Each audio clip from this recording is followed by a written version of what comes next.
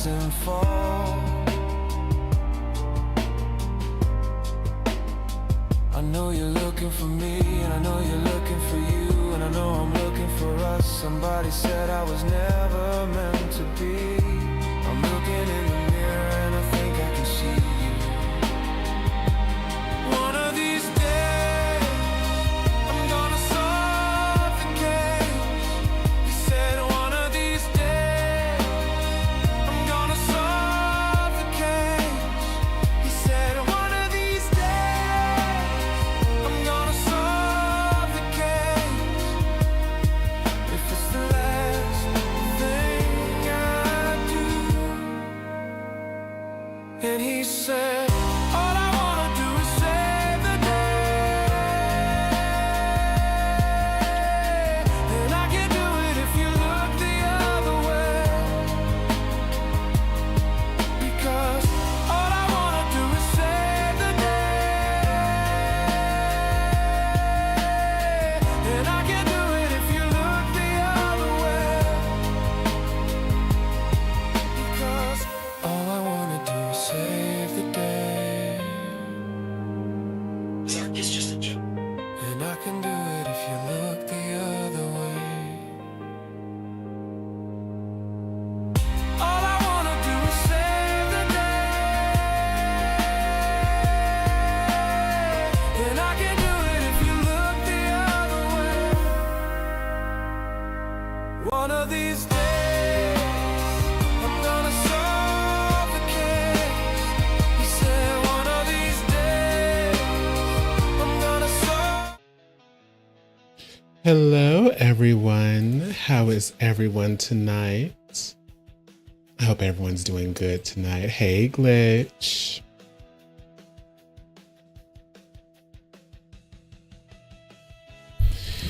Hope everybody's doing good tonight. Hold on. My mouth ain't moving. I need a new microphone. I don't like this one. There we go.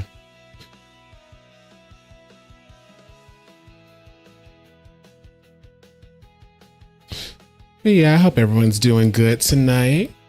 We're gonna finish up this Nikki storyline. I also need to get to work on a few discussion videos. We're gonna be discussing what happened to what are the name of the games? Velvet React and Noctilucent Before Dawn. Because enough people liked the post I sent out, so I do think it's worth discussing and going into what happened to those two games. Also, I'm sure a lot of you heard that EA is set to be bought out for $55 billion. Whatever happened to Baby Jane? Ooh, that Glitch, that was a good movie. No, there were two Yaoi games, two Yaoi gacha games. One was called Velvet React and the other one was called Noctilucent Before Dawn. And Velvet React had their end of service this past July. Noctilucent has not quite announced end of service, but they announced no more updates after December. That is such a good movie, Glitch. My dad turned me on to the movie. See, here's the thing. My dad's side of the family are kind of cinephiles. Like, they would never admit it, but they have turned me on to so many classic movies, like good classic. And when I say classic, I mean Alfred Hitchcock. I'm talking Rosemary, like movies like that, like art. Movies that you can't really make anymore. I think the last movie in my recent memory that was kind of like that, but unfortunately because of the brand, a lot of people don't see it like that, was Barbie. Barbie was kind of that kind of very cinema artsy movie kind of thing going on. I think that's why a lot of people didn't like it, because they're like, oh, Barbie, we're gonna have a party. But when you like watch it, it's very artsy and very that style of movie. but like classics like that, like I said, Rosemary's Baby. I was thinking of Rosemary's Baby earlier today.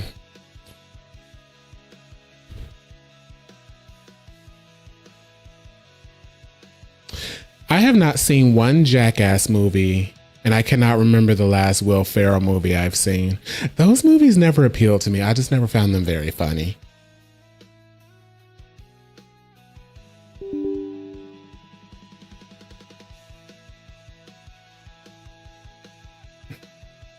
The latest movie I'm going to go see is Wicked for Good. That's the latest movie I'm going to go see. And you know what's funny? Even though they were cinephiles, I'm not like a huge movie. How about this? I'm not a blockbuster movie person. Like, a movie really has to make me really want to, like, ooh, you know what I'm saying? Like, I need to go watch that.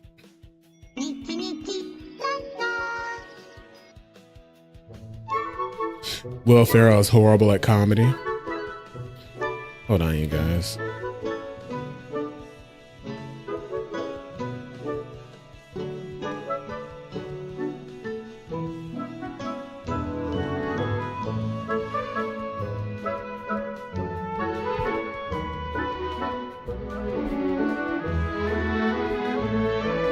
I have to turn my headphones off and turn them back on. Give me a second.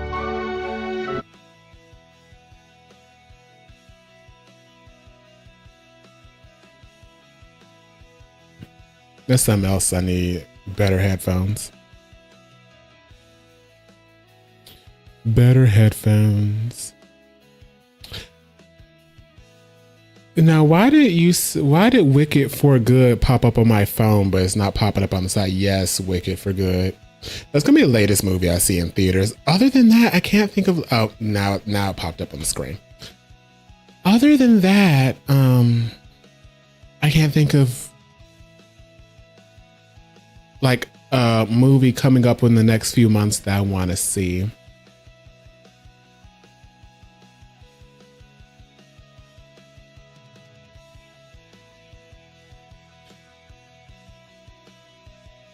But yes, Glitch, Wicked or Good. I know you're excited. We have Elphaba and Glinda Pops at work. I kind of want to get what's the name of that game? Funko Fusion, just so I can play as Glinda and Elphaba.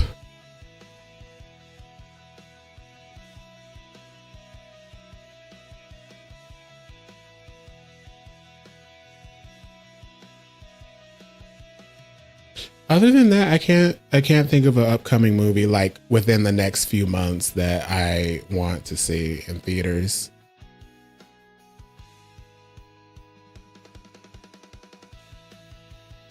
Yes, I did get the bubbles pop. I most certainly did.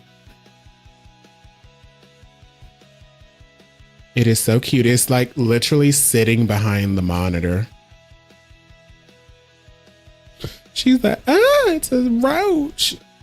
Everybody's like, that's you. I was like, if that was me, the box would have arrived and I wouldn't be in that box. You would just see the PNG of a roach in an empty box because I wouldn't have been in that box. Absolutely not.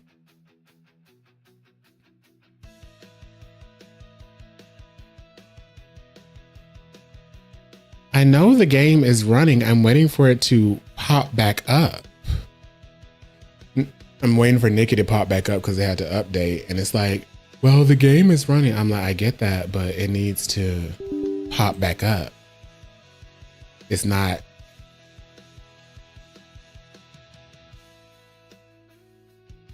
Like, where is it running? Control. Let me do Control Alt Delete.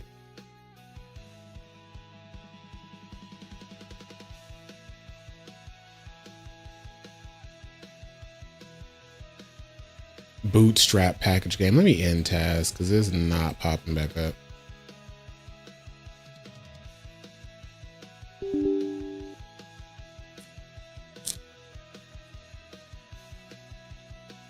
Start game again. So before we get started, we will be giving out our 5 other gifted subs. Yes, close it before starting a new one. There we go. Let's give out our 5 new gifted subs.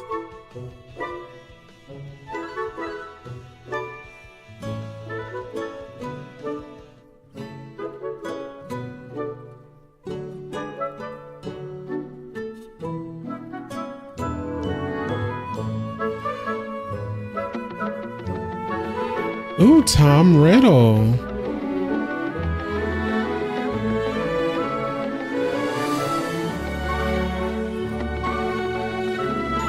Muhammad Raihan.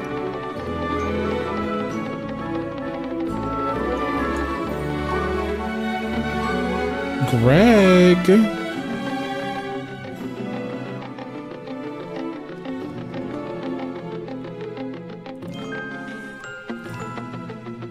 I can't read that.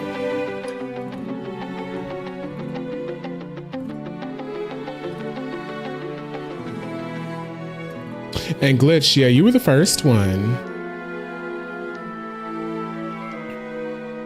That's crazy. You were the first one. I didn't even see that.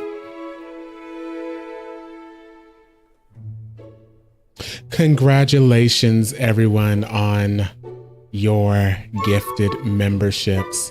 Yes, Glitch, you have been upgraded.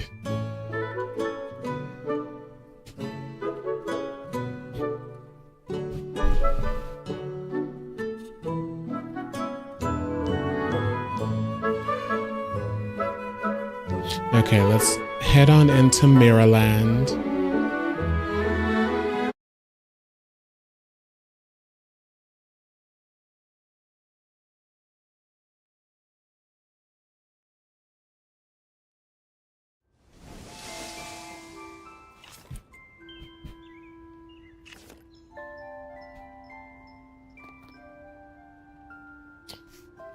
Oh, Glitch, I was trying to go to your house the other day because I unlocked this gate.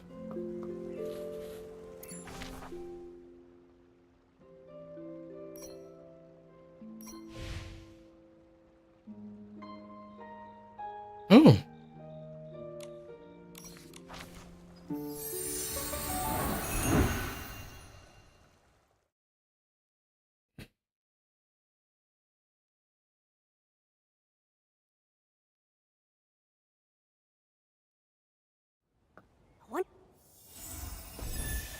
Wonder how the patchy piece is doing.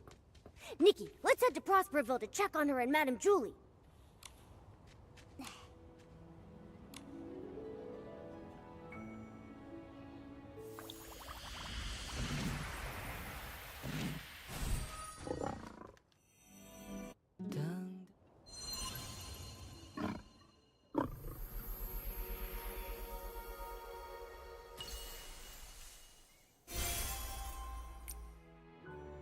It doesn't really give you much else after a certain level. But he does give you experience.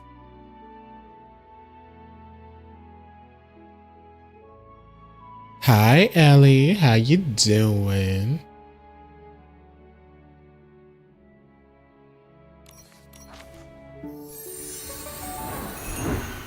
Yeah, I think it's best when I stream at night. Everyone seems to be like good to go. Or at least nighttime, my time.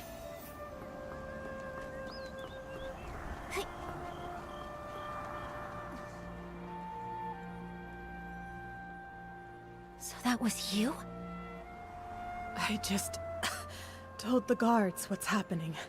Threadstar's gaining momentum, but I was careless. Leora and that patchy PC lady, what are you trying to say? Hello, Kingdom Guards. I'm Scarlet the Seeker, former Kingdom Guard reporting in. Miss Scarlet was a member of the Kingdom Guards. She's the one who uncovered Threadstar's plot, leading to Operation Starstrike. Also, she's Leah's mother. Oh. What? What are you talking about? Let me explain. I discovered Threadstar's conspiracy all because of Leah. Leah was my daughter, a lovely girl. Unfortunately, she was sick and left me too soon. I always kept her little clothes by my bed, pretending she never left. I missed her dearly. Then one You day, got a her watch as a clothes gift? That's an awesome tiny gift. Piecey appeared in their place. She turned to me and called me Mama. I thought this Piecey was a blessing from the gods, so I called her Leah. I cared for her fabric, we played, and I sang Leah's favorite song, Small flower braids in rows, the dreaming child with secrets glows. Ah, happy days. I always slept with a smile on my face. Until she vanished too. Oh, Gone without a trace, like she never existed. I looked everywhere, but never found her. So I started investigating all the cases of missing pieces, hoping to find a clue. That's when I noticed Threadstar. The Kingdom Guards took it seriously, and Operation Star Strike succeeded. Threadstar was seemingly gone, but I still wasn't able to find my dear Leah. No matter where I looked, I never saw her again. Later, I left the guards and died alone, still searching for my baby girl. I was then reborn as a PC. This broken pocket watch stopped exactly at the time Leah left. I wear it always. I swore on it, whether whole or broken, whether it takes a day or 100 years, I will find my Leah. After a while, I began sewing pieces of the victim PCs onto myself, piecing together their memories to find the truth. I've followed those memories ever since. Threadstar kidnapped Leah and turned her into... That's why you were so emotional seeing Leora. You were sensing Leah. Yes, those memories confused my mind, but I will never forget Leah's presence. Leah, my little Leah, I miss you so much.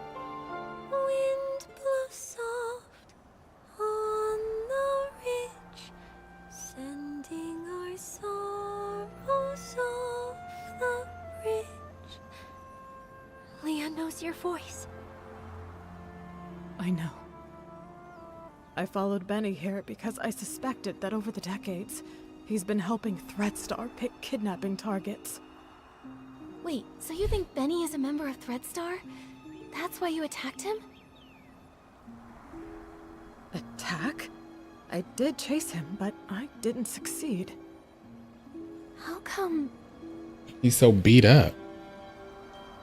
What a liar. Benny wasn't at the fermentation zone his first day at the estate. I found him there, but that was early on the second morning. Wait, that's the day after the first poisoning case. A whole entire day after Benny claimed he was attacked. His first day hiding in the estate, I couldn't follow him inside. The next day, I followed him to the fermentation zone, trying to catch him. I was distracted by a noise, probably one of his accomplices. He escaped, and I wasn't able to attack him. The so-called attack was just a setup. I understand now. We need to catch Benny quickly. Don't worry, Gordon asked Jenny to keep him locked up. Both he and Colleen have already been detained. Unfortunately, the PC who attacked Julie used some forbidden power to strike from a distance. I didn't see them, so I can't be sure if it was Benny. That's okay. You get some rest. I'll take it from here. I'm heading back to Ripple Estate to have a talk with them. Okay, so anyone who's been following the lore of at least Infinity, Nikki, when this game started, I was under the impression that the PCs were born from fabrics worn by people. So like if you made fabric or you wore something a lot, after a certain point, pieces of that fabric would evolve into what is a PC, and it would just have kind of like your essence, like you get what I mean? Like they're their own creatures, but they have the essence of design, of stylists, you know, what this world calls stylists. They have the essence of stylists. This story is implying that you can die and be reborn as a PC. And I think that's where I'm getting a bit confused. Now, of the two lores, I prefer,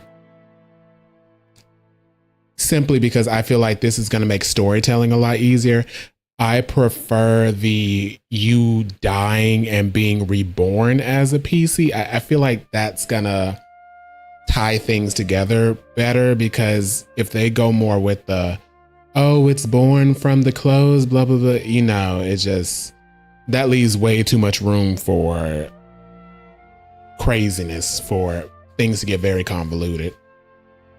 But am I wrong? Or wasn't it like the PCs were born from fabric made by people? But she literally just said, I was reborn as a PC. I'm like, so you died and came back to life as a PC? So PC is kind of like afterlife? I don't know.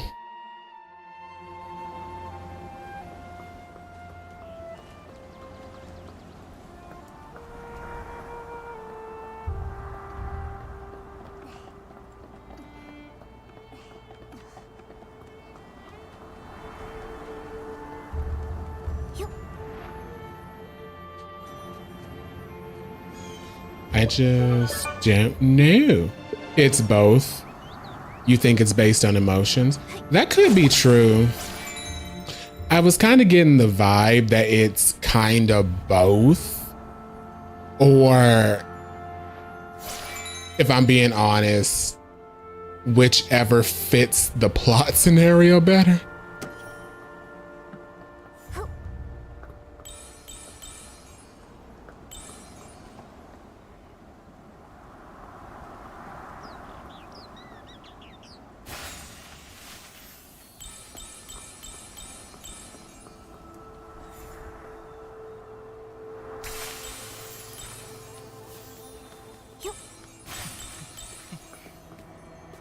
Because one thing about, so here, this is the thing with me and lore.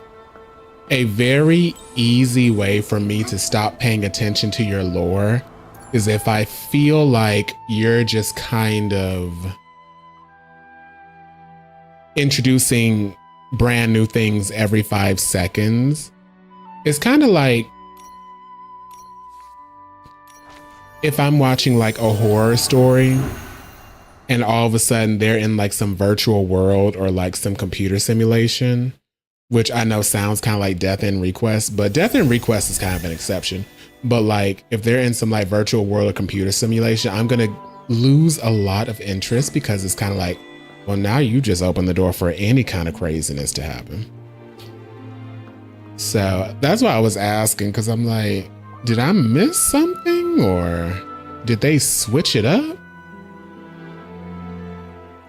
I think the spontaneous world building is creating more plot holes. I think it potentially is. And don't get me wrong, the Nikki universe is no stranger to plot holes. Like if you play Shining Nikki and you try to pay attention to every single side story that comes out, oh my God, things stop making sense very quickly. Suspecting an old friend must feel awful. Leora, if you ever need to talk, I'll be here for you. It's okay, Miss Nikki. After hearing about Miss Scarlet's investigation, I had some doubts about Benny. After all, if it hadn't been for him, I wouldn't have started renting costumes from Threadstar. Huh? Didn't you start to suspect him when Threadstar got into trouble? Threadstar was popular then, and their custom stage costumes were in high demand. Benny was a perfectionist and wanted me to rent a magical costume to boost my influence. It wasn't that strange to me. So just like I never told Juliet about these things, I never told Benny I was investigating Threadstar either. But I never expected to run into him here, right when we were tracking down Threadstar's remnants. Yay, hearts. Returning to the abandoned district after a long time and running into so many accidents, it's hard not to be suspicious. Indeed. I've been afraid to face him because I'm worried I might get a bad answer. Leora, were you close to Benny in the past? Close? Yes, I suppose. As my agent, even though he was treated differently because of his facial scar, he always did his best to shield me from unwanted gatherings and fought for me to have more opportunities. I appreciated him. Benny said the scar was an old injury. Did he get it back then? No, it was even earlier. He was born from a torn piece of clothing. The owner of the clothing was a struggling actor who had an accident. It happened during a very dangerous performance. Both he and the costume were left with a permanent scar, and his dreams shattered. When I met Benny, he never really spoke about it, but kept washing himself and tidying the house, as if trying to repair every broken piece of his life. The pain from that accident, just like that scar, never faded from Benny's heart. Maybe because of this, he was a perfectionist and very strict with me, demanding I be a perfect star in everything I did. But he also cared for me a lot, like an older brother, ironing out every crease in my costume and making sure to tidy up my messy dressing table. At every performance, he stood backstage, applauded me, and gave me a bouquet of flowers. He wanted the spotlight on me even more than I did, as if the light could also heal his scars. Sorry for rambling. The most important thing You to do were now rambling. is to figure Like, out oh my what they're goodness. hiding. I think we can start by questioning him. If what I know about him isn't entirely based on lies, then he's not someone who's good at keeping secrets. All right, leave it to me. Momo, let's go ask Benny some questions. I also believe that, like with the other Nikki games, the side stories all have different writers. And maybe this is this writer's interpretation of the lore of the PCs. Because, for example, in Shining Nikki, I remember 2 specific event stories, both dealing with plays. One of the stories I just thought was okay. Another story I thought was brilliant. I was like, it blew me away. But when I was looking more into it, they were written by different people. I was like, okay, that makes sense. I live for the fact that they gave us the comatose mystery from the early chapters. I'll give them credit for at least giving us some stimulating storylines. So the main overarching story I think is good. It's just some of these event stories, they're just kind of weak. But I mean, that's to be expected. I'm trying to think which event stories I liked. I liked the one with the dragon. I liked the one where we went in that Chinese painting. I thought that story was really good. It was actually really good.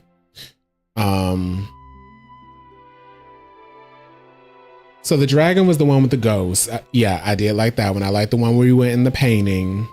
I didn't like the mini games in that one, but I did like the story. I liked the fairy tale one where we went in like the storybook. That one was cute. It was short, but it was really cute. I like the Sea of Stars storyline. I think that's good. I can't wait for them to do more of that. Eerie season was really good. You're right, Glitch. Eerie season, that was really, really good. That was good. So there've been some good ones. It's just, and the music one. The music story. Was that last chapter? Yeah, that was last season. Last season's story was crazy. Last season's story was scarier than this. And this is supposed to be the Halloween season story. I'm like, but last season's story was like actually scary and creepy. You finished Eerie season, then left the game. Eerie season was really good. So there have been some good seasons. This story, for me, it's kind of in the middle. It's fleshing out the pieces a little bit more, which I do like. It's possibly expanding on the lore. The sewing PC's corpses into other PCs, again, their memories, is kind of wild in my opinion. Yes, the puppeteer plot was fun. The sewing the PCs into other PCs or making dresses and outfits out of PCs, that's quite wild. I feel like this story has a lot of potential that it's not necessarily meeting, in my opinion. I feel like it's dark, but they're like trying to keep it really lighthearted. And I'm like, that's not working for me. I'm like, you are literally talking about people having other people's thoughts in their head because you have sewn their body parts into them. Like, what? And we're taking down an organization that is killing the PCs and making clothes out of them. It's like, what? You again? Detectives. Is it my turn to be treated like a suspect now? Yes.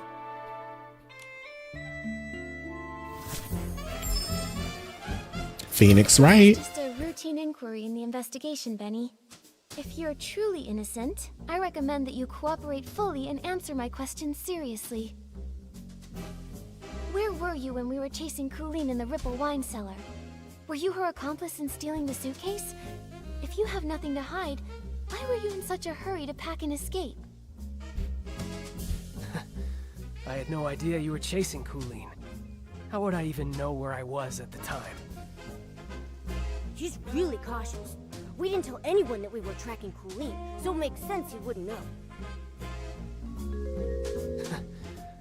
As for stealing the suitcase, wasn't that after I was knocked out? I was hit by that jittery, patchy PC as soon as I arrived. How could I have had time to steal anything? Nikki, based on our earlier reasoning, Benny didn't have time to commit the crime. But now, maybe that's not true anymore. As for if it weren't for Colleen and Pommy finding me, I'd be dead. You wouldn't even have the chance to suspect me here. Don't waste time on me. Go after that patchy PC. Still trying to throw dirt on Miss Scarlet, you rotten bag! If it weren't for if she hadn't been chasing me around all day, I wouldn't have been in such a rush to leave. I'm sick of the endless threats, of a career that never goes smoothly. I want to go home. Is that a crime? Still trying to throw dirt on Miss Scarlet. As for stealing the suitcase, wasn't that after I was knocked out?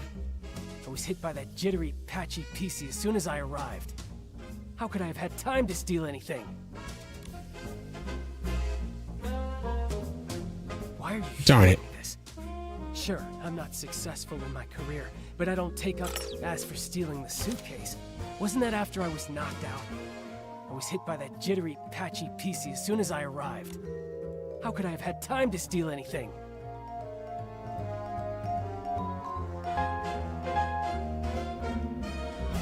Maybe this one?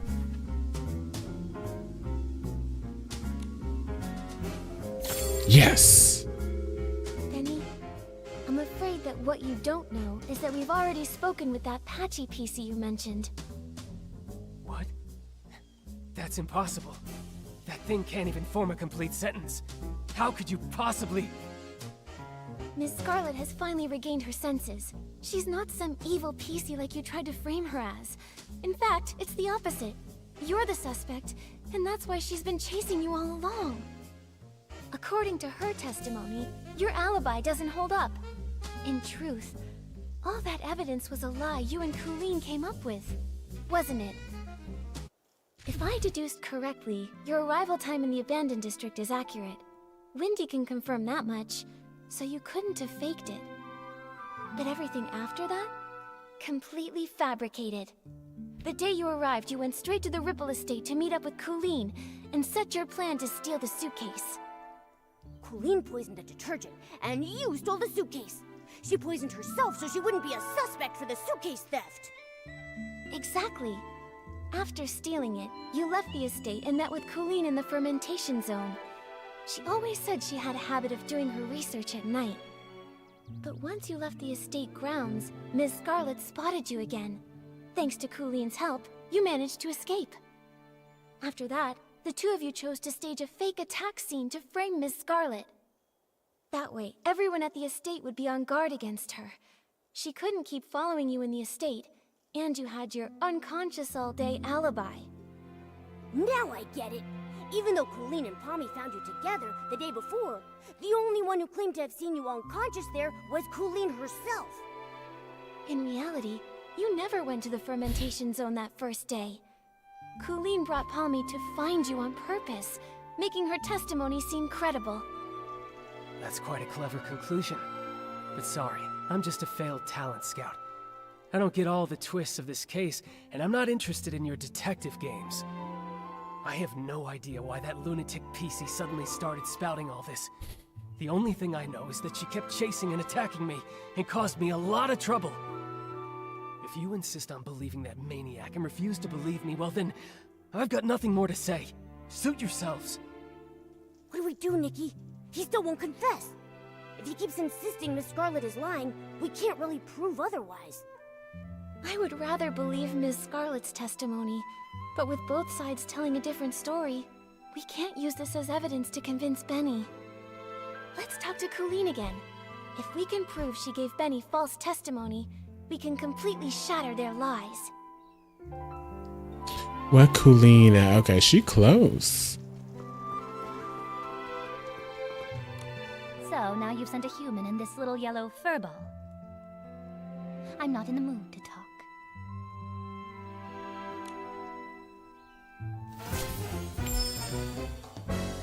Colleen, refusing to talk won't help. Since you had the guts to steal Madame Julie's suitcase, you should have been prepared for the truth to eventually reveal itself. Since things have progressed this far, you might as well cooperate and tell us your reasoning for stealing the suitcase.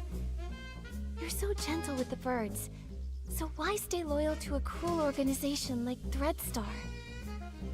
Steal a suitcase? Nonsense. You were chasing me so fiercely that I got scared and hid for my own safety, that's all. I didn't Got red-handed, searched, and still spouting nonsense? steal a suitcase? Nonsense. You were chasing me so fiercely that I got scared and hid for my own safety, that's all. I didn't steal anything. Little birds, Threadstar. I don't know a thing about them. Huh, how can you be acting so calm? Who even is this Colleen? Little bird. I've heard the name Julie, though. Some kind of sovereign of sexy. She delayed her trip. What does that have to do with me? Huh, how can you be acting... I've heard... Steal a suitcase? Nonsense. You were chasing me so fiercely that I got scared and hid for my own safety, that's all. I didn't steal anything.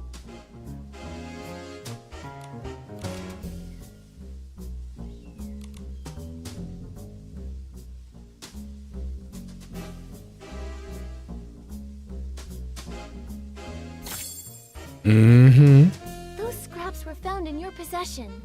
Still going to deny it? Just some cloth scraps. I use them to test detergents.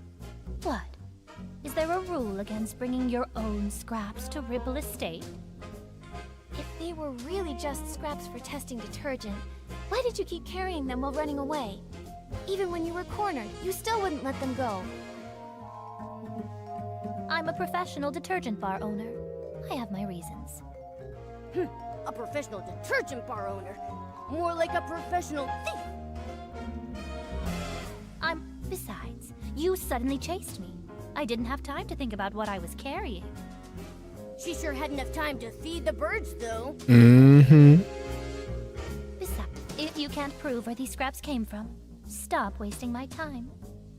Nikki, we have to prove the fabric on her matches the fabric in Madame Julie's suitcase. Is there any way we can compare the scraps? If you can't prove where these scraps came from, stop wasting my time. Colleen, does this piece look familiar? We found it near Madame Julie's suitcase at Golden Fields. The one you didn't manage to take. If we compare this piece with the scraps we found on you, it will prove they're the same fabric. Or do you need to see a lab report before you'll admit it? I actually left a piece behind. Oh, wow. Looks like you just admitted to being the suitcase thief. Now, one more question. Benny was your accomplice, wasn't he? His so-called coma was just your cover. He was never attacked at all, was he? And what does it matter if I am the suitcase thief? Give it up. I'll never tell you anything else. As for Benny, I'd never seen him before I came here. And I'd never bother faking evidence for him. She still claims she doesn't know who Benny is. Nikki, is there any way we can prove that the two of them have crossed paths before? As that total neat freak, I can't even be bothered to talk to him, let alone go out of my way to help him. She's so arrogant! My claws are itching!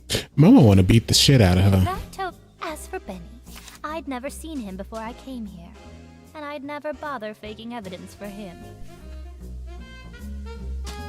Never went to the zone. He did inside and say I only followed Benny to. Seems he had an accomplice who distracted me with some noise. I failed to catch him. I never actually attacked him.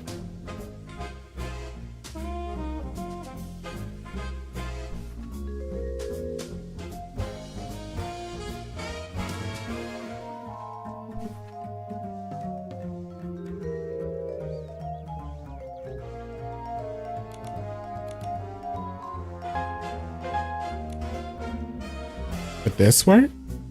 Why bother asking? As for Benny, I'd never seen him before I came here, and I'd never.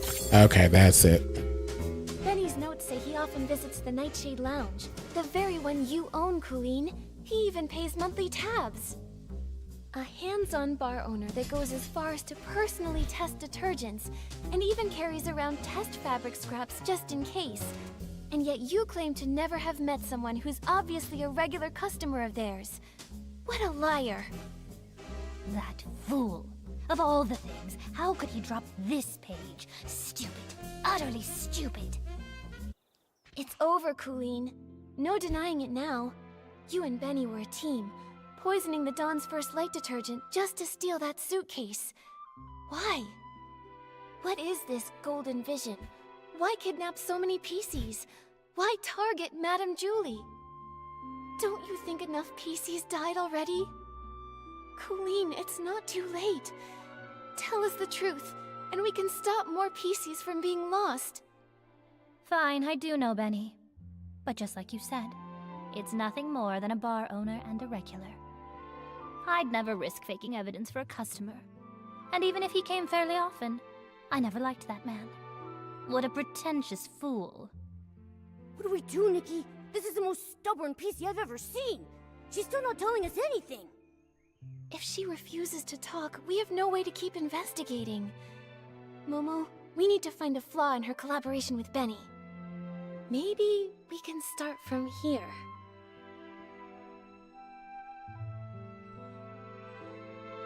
I've got it! Colleen, could you please describe the state you found Benny in for us?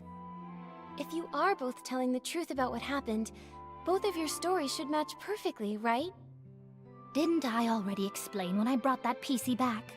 Oh, you know I hate repeating myself. I don't just want the broad story, I need the details.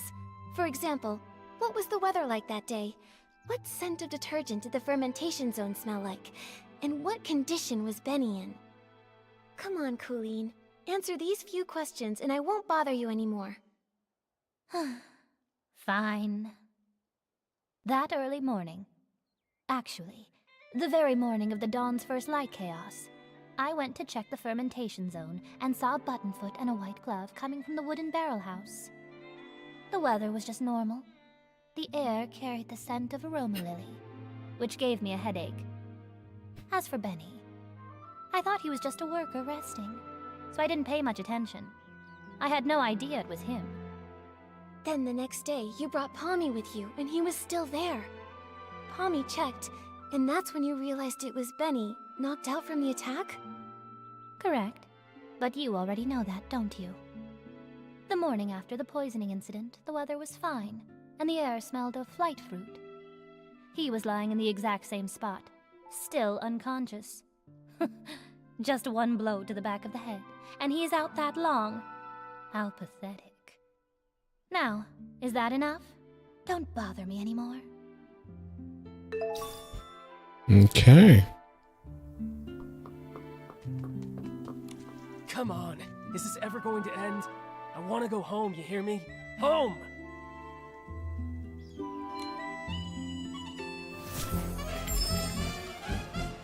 Benny, we have one final question. If you can answer it honestly, then maybe you can go home sooner. Please describe your experience of being attacked and knocked out, and when Colleen and Pommy found you. What was the weather like that day? What scent of detergent did the fermentation zone smell like?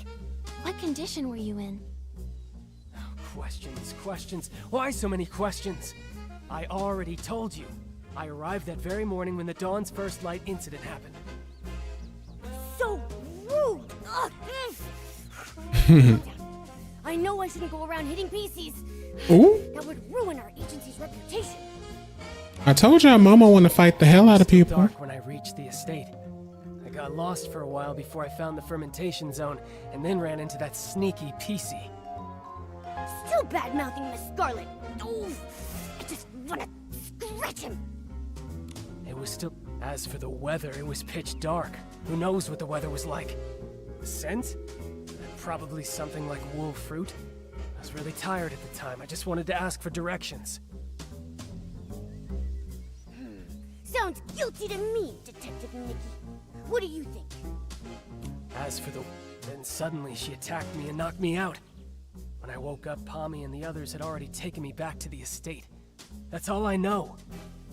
Still bad-mouthing Miss Scarlet. Then suddenly As for the weather, it was pitch dark. Who knows what the weather was like?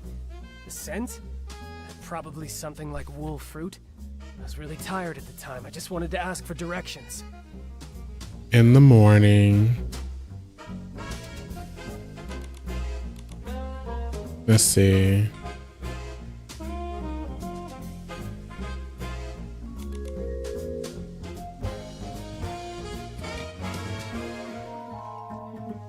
So she said smell like flight fruit.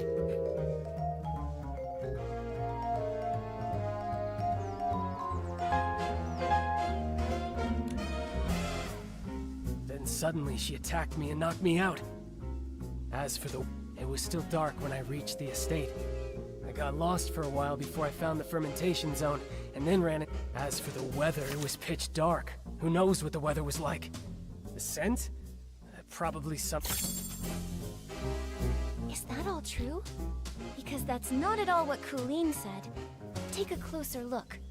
Her account of the first time she saw you doesn't match yours at all. What? It should match. I was just lying there unconscious and... You noticed too, right? She said the fermentation zone smelled of aroma lily, but you said wool fruit. If I didn't know any better, I'd say one of you wasn't there. Mm-hmm. I just got it wrong. It was a mistake. Benny, don't you think it's a bit too late to change your story and say the scent was aroma lily? Aroma lily's smell is so distinct. No one would believe your side of the story now. The fermentation zone always starts releasing the scent of that day's ingredients after 3 a.m., but you and Colleen described completely different smells. If you're not lying, then how do you explain that? No, I just made a mistake. I didn't...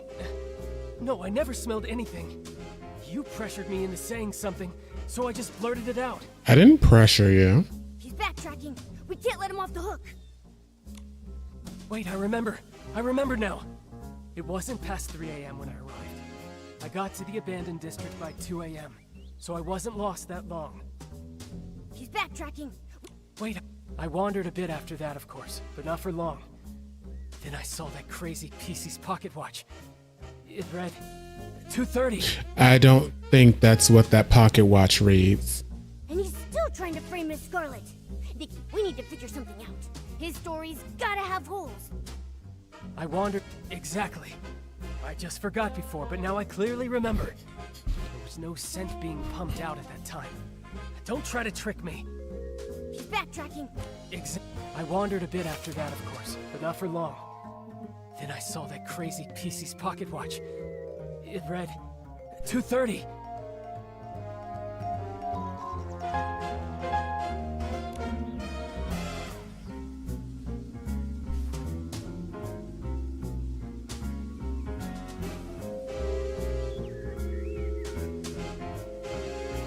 In the early hours of the day after the poisoning event.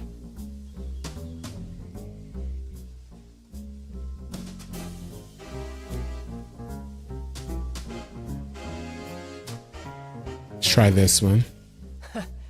There's no way I would be foolish enough. Okay, hold on. After that, of course, but not for long. Then I saw that crazy PC's pocket. Oh, description of the PC. 2:30. 11:18. That's it. I knew that's not what her pocket watch said. You made a huge mistake, Benny. You keep trying to frame Ms. Scarlet, but you don't know her story, or the spirit and the sheer willpower behind her pursuit. That pocket watch was broken from the start. It's forever stuck at 11:18, the time Miss Scarlet lost her daughter. Broken? Always broken? Lost her daughter. No, I don't understand. Her daughter was murdered by Threadstar. You couldn't have seen 2:30 on that watch. So you're lying. Benny, I suggest you confess. It's over, Benny. Time to admit you lied. We already know your background. You're both Threadstar's villains, sent to the abandoned district to carry out the Golden Vision, right? This is your last chance to redeem yourself. Tell us why you stole the suitcase, and why you tried to kill Madame Julie. And stop working for Threadstar. Come clean and we'll go easy on you. If you're honest, you'll get a lighter sentence. No. Prison? Impossible. I have no idea what you're talking about. What Threadstar? What about killing Julie? I don't know anything. As for the scent in the pocket watch, who knows? Maybe I just misread it. You're just the type who won't cry until death See. stares right in the face. We need to What waterboard evidence him. I work for Threadstar. Show me. How can you verify that I helped Colleen steal the suitcase? You caught her, right? You should find the suitcase and the cloth on her. If so, then lock her up. You're ruthless. Your ally doesn't matter to you at all? Why should I care about what happens to her? I just want to go home already. I don't want to stay in this place for another moment. Go away, detective. Without solid evidence, don't expect to hear another word from me. Nikki, looks like they're both refusing to cooperate. We should figure out our next move.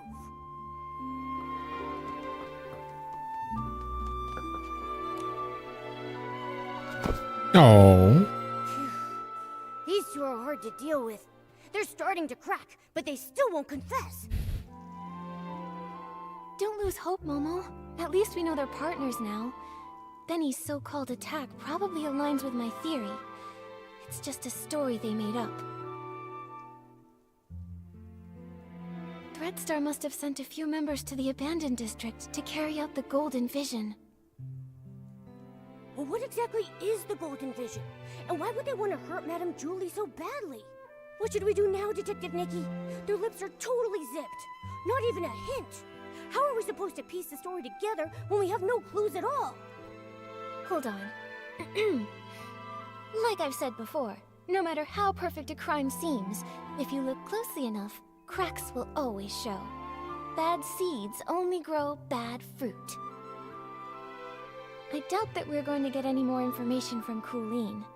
She would rather confess to stealing the suitcase and accept being punished than tell us what really happened.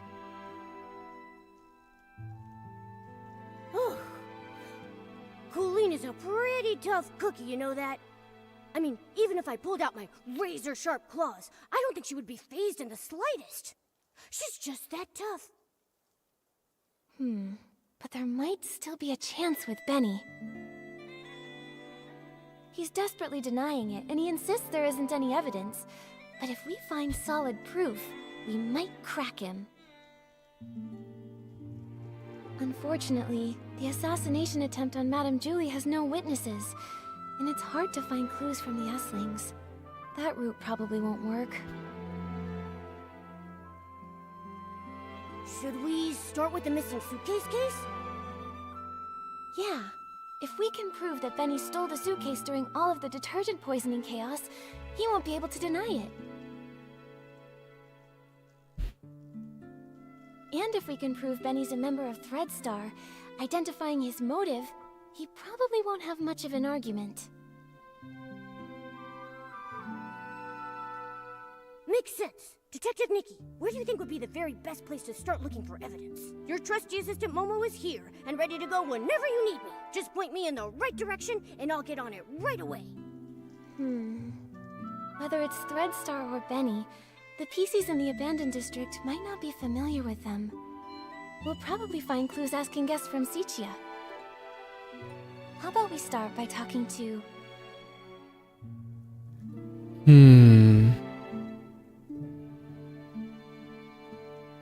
Tommy? Tommy! There was a lot of evidence in his old newspapers.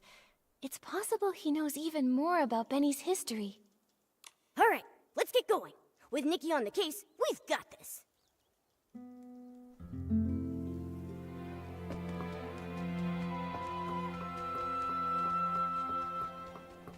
You...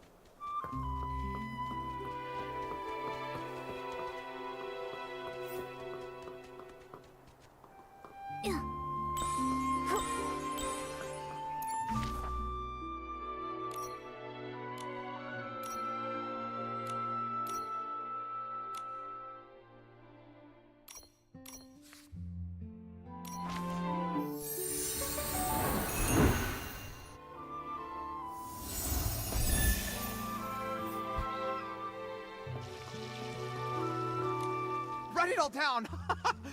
Even if I don't make the headlines, at least give me a sidebar mention. Hey! Why, if it isn't Nikki herself!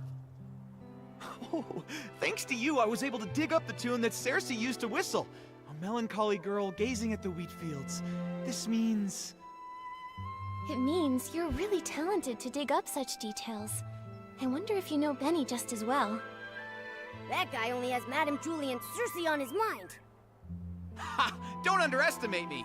In just a few days, I was able to uncover nearly all the secrets held by those folks from Sichia. Everyone except, of course, for the mysterious Leora. But that's only a matter of time. Please, tell us. Benny, he was a great talent scout who made Cersei famous back in the day. They were both incredibly close to each other. When Cersei won the Golden Sichia Best New Artist Award, Benny cried so hard backstage he couldn't even keep his sunglasses on. Ever since Cersei unexpectedly died, his career dried up. Now, even the drink shop thinks he's bad luck and won't hire him. Yikes! That workplace environment is just brutal. After all, his temper and the scar on his face didn't win him any favors. Not to mention his time in prison. Prison? What happened? Prison? I remember it had something to do with Threadstar. Let me check.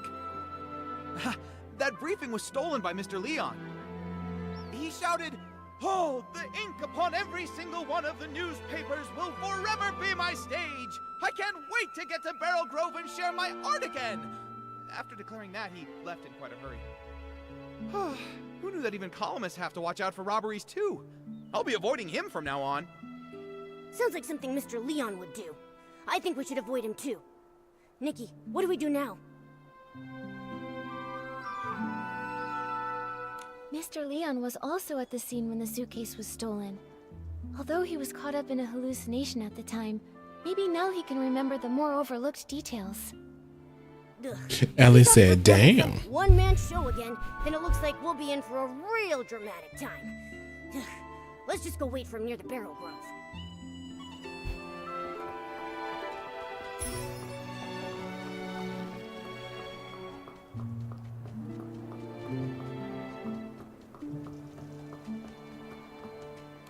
But I don't know which of the seeds will bloom. Who will be the sorceress to get through the storm? There's only one seed for a life. That's from As Rain Falls, As Flowers Bloom, right? It feels so different from what Madame Julie recited. That line only appeared in the premiere. I rewrote it later on. Benny really liked it. Back then, I always liked to oppose things he liked on purpose. After all, he could be pretty harsh. When I first arrived in Sicia, I felt like a bird finally flying far away. But Benny said little birds are light. Sometimes it's not that they flew far, but that the wind blew them away. Wow, that was pretty mean. He's always been stubborn. How is the interrogation going? We managed to expose Benny and Cooline's lies, and even piece together how they teamed up. It's too bad. Without concrete evidence, they just keep denying everything. Leora, do you recall there being any connection between Benny and Threadstar? Back then, I was so focused on researching performance costumes that I distanced myself from almost everyone. After becoming a PC, I never saw him again. However, back when Mr. Leon was still human, he often rented costumes from him. I even saw the two of them discussing the details backstage before my last performance. And Mr. Leon has always lived in Sicia. As a victim, he must remember the news when Threadstar was taken down. Makes sense. Knowing him, he'd definitely jump at the chance to be interviewed and go on and on about how he was the victim. Thank you, Leora. Sorry to trouble you with these questions. It's okay. I've asked myself over and over, if Benny is a criminal, I won't let him off. Otherwise, how could I face the strict lessons he taught me? When I was helping prepare for the Ripple Estate soiree stage, I heard that Mr. Leon was planning to rehearse near Barrel Grove today. You might see him over there. Nikki, what should we do next? If that's the case, why don't we go directly to Mr. Leon? He was at the scene of the theft, and he might be able to remember some details that were overlooked. Then let's wait for him near the Barrel Grove. Okay, so yeah, he was a human as well. So they really are, at least with this storyline, kind of going more with PCs or dead humans. Which, like I said, I kind of like that better. It, at least for me, like connects with the PCs more. Mainly because that whole, oh, they were born from fabric made by XYZ person, it just didn't seem like they were really going anywhere with that. Oh, this world is even sadder than the drapes at the Backwater Theater. Mr. Leon, sorry to bother you. And it helps that they look kind of ghost-like. The poisoning that day? Benny? No, I didn't see him. Why? Do you think he was the one who stole the suitcase? He doesn't honestly think that a few scraps of cloth will cover that broken face of his and hide his shameful past, does he? Shit. You seem to know Benny's past well. Of course. It all starts with my own glorious yet lonely past. Oh, Lord, here we go. A boy more fragile than an unfinished script. When he arrived in Sicia, his dreams were even bigger than the city. Even though he had already become a piece of living art, that era of foolishness trailed behind his shadow. On snowy nights, his monologues put the basement's hairband slugs to sleep. The applause that should have followed, lost along their way. Until one day, a kind gentleman gave him a gift powerful enough to shake the world, whispering, "Wear it." Oh, look at that seal, like, get in my belly. He knew everything has a price. Nightmares, pain, reminding him of their existence.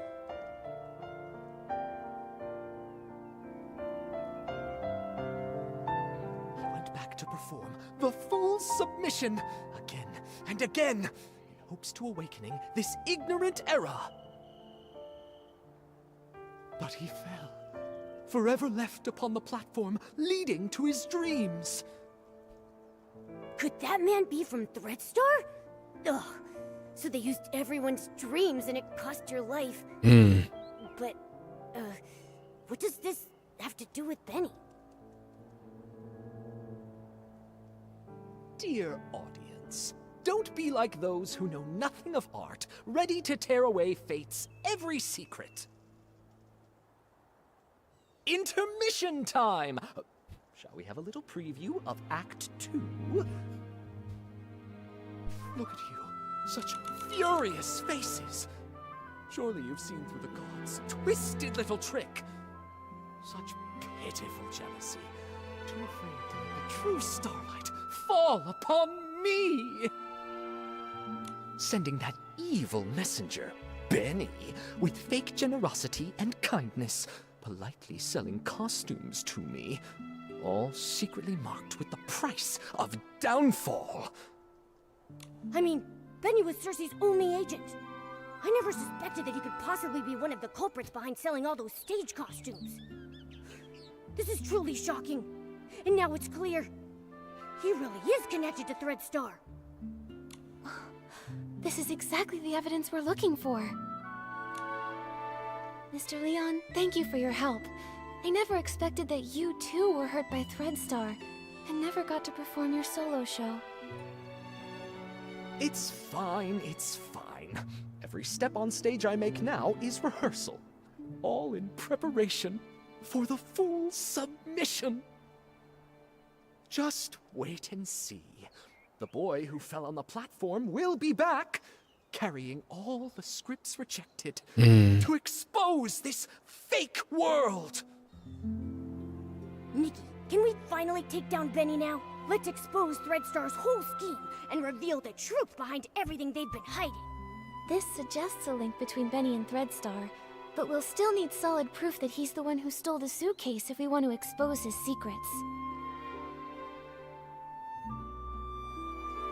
But no one suspected Benny when we investigated the suitcase theft case before. Where do you think we should start digging from here? Miss Nikki. There were plenty of audience members obediently seated under the stage that day. Why not go ask them? You mean... Oh, right! We questioned Squeaky and Belford, but we got caught up with running around. We haven't even interviewed Leora yet. Maybe she'll link Benny to stealing the suitcase. Then what are we waiting for? Come on, let's find Leora and ask her. So Threadstar, I'm wondering if they are going to play a bigger part in the next humongous update. Because I would find them to be some pretty interesting big bads. I'd be excited to explore that a lot more. I think I was here. And then... Leora, are you recalling what happened the day the suitcase was stolen? Miss Nikki, yes. While you were all busy with the questioning, I just stood by doing nothing. I felt so ashamed. I thought that if I could recall some overlooked details, maybe I could help. That's fine. In fact, we were thinking the same thing. We came to hear more about that day in detail. Of course. As always, the first to receive the Dawn's first light that morning were the on-duty staff, so they would be able to quickly return to their posts. After I applied it and was about to head back, I noticed some staff were already showing symptoms. I had a bad feeling, so I ran here, hoping to meet Gordon. When I arrived, I saw Squeaky pressing juice there. She's usually really energetic, but at that moment she seemed unusually agitated. If you say so, it really sounds like she must have already been hallucinating back then. She was talking about flying fruits, runaway bags, all sorts of impossible things. At the same time, I saw Belford approaching. He carried a bunch of detergents, but was already unsteady. It It sounds like Belford was about to hallucinate too. I wanted to help him, but I quickly started to feel dizzy myself, stumbling and bumping into him. Oh. Lots of detergent spilled.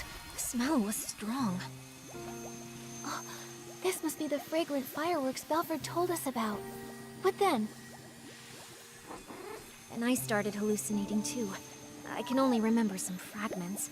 A yellow bulkhead with 2 blue-purple horns, wearing a blue-purple jewel on his neck.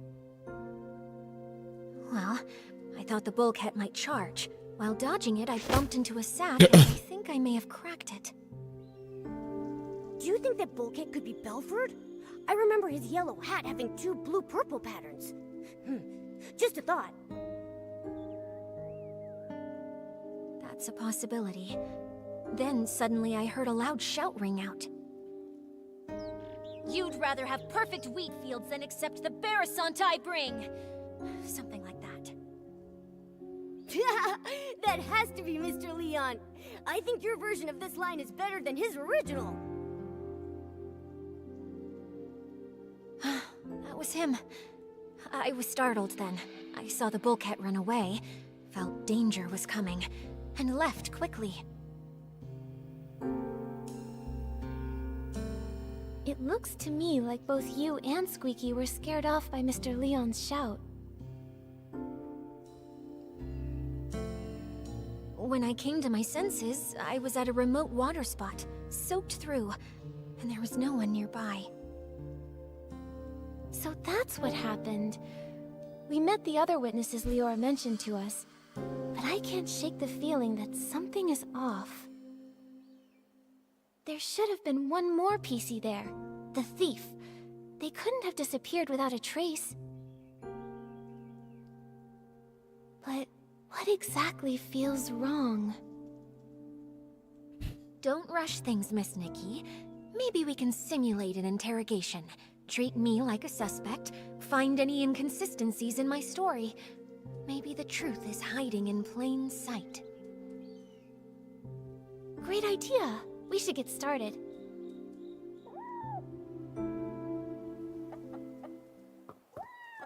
Ready, Miss Nikki?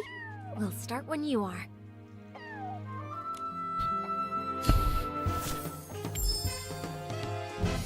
Leora, could you please describe again what happened nearby that day? Especially the part where you saw Squeaky and Belford. Not a problem. When I arrived here, Squeaky seemed already caught up in hallucinations, pressing juice with wild agitation. That info matches Squeaky's testimony. I don't see any issues. Not Belford was on the other side, transporting detergent but already unstable. I tried to help but felt dizzy and accidentally bumped into him, spilling the detergent. That's what Belford told us earlier. Is there anything that doesn't line up with the scene? Belford was on...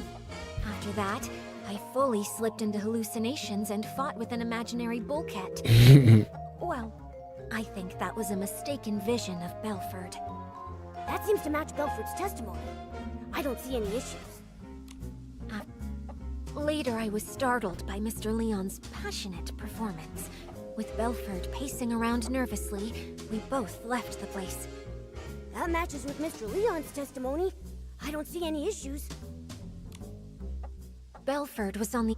That's what Belford told us earlier. Is there any... Belford was on the other side, transporting detergent but already unstable.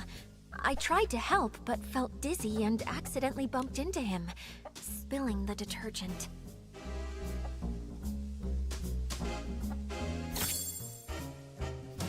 Got it. Leora testified that she bumped into Belford and accidentally spilled detergent all over the place. Since both of the hallucinating PCs left after that happened, there's no way they could have neatly arranged the detergents found in the corner. But last time we investigated here, we saw lots of organized detergent bottles near where they bumped into each other. Someone stood the bottles back up, and that PC who did so is very likely the culprit. Miss Nikki, please let me examine these bottles. This one's scent. It's Benny. Oh. Why do you think it's Benny? I'm not sure you remember, but I mentioned when Benny was my agent, he was incredibly attentive, helping me organize clothes, even tidy my dressing table. Scripts I carelessly left lying around would be stacked neatly, and any makeup I may have spilled on my desk would be arranged just like these detergent bottles. I should mention, this detergent scent is the one Benny usually uses. We often see Benny washing his hands. It seems he always carries detergent with him.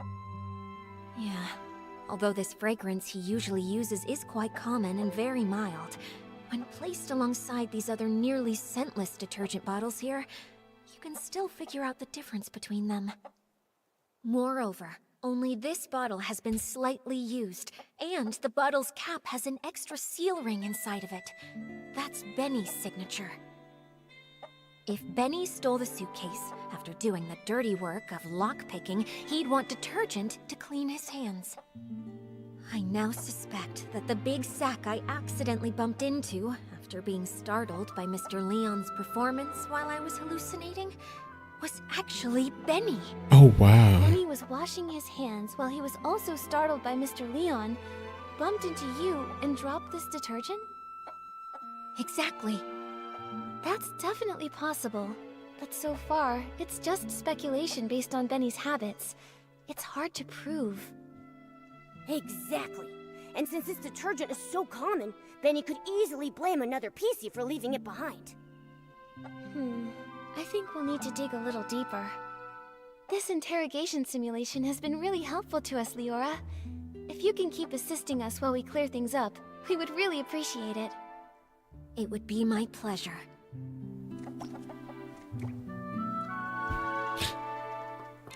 Ready, Miss Nikki? We'll start when you are.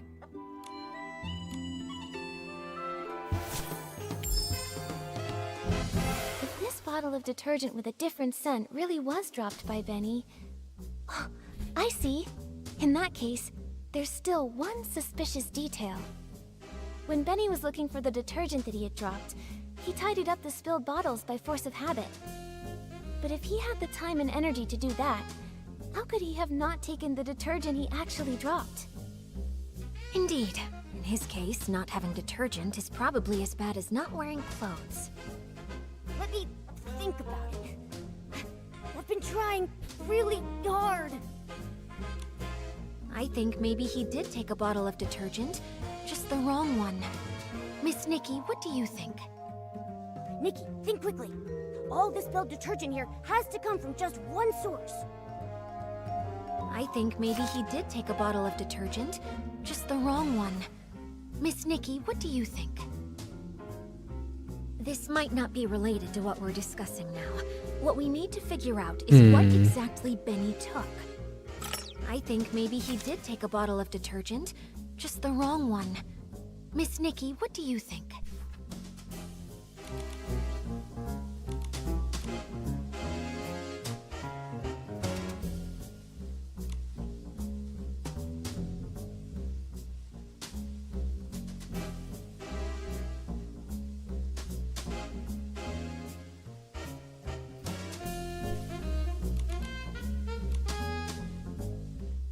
This might not. Darn it. I think maybe he did take a bottle of detergent, just the Is wrong it this? one. Miss Nikki, what do you... Damn it, This what might not is be- it? I think maybe he did take a bottle Not of that. detergent. It's not just the wrong these. one. Miss Nikki, what do you think?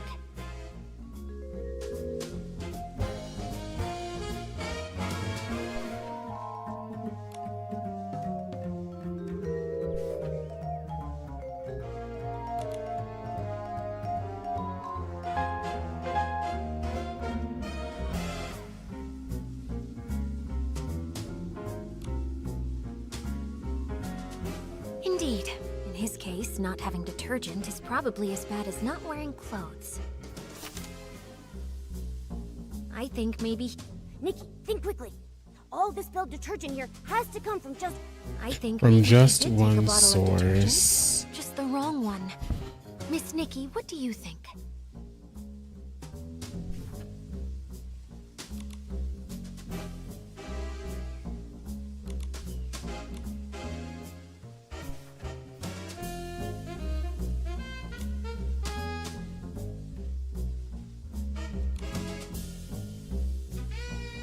Squeaky.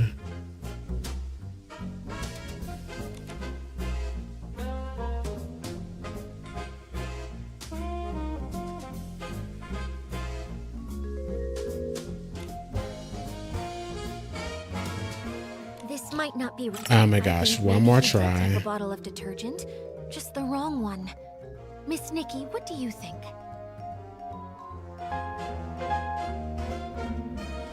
Oh, I remember Belford mentioned that the only detergent he's been transporting recently is the Super Duper Pond detergent. It doesn't smell like anything, and matches the characteristics of these detergents. I see. Since the bottles all look alike, and the scent difference is minimal, it doesn't surprise me that he grabbed the wrong detergent in a hurry.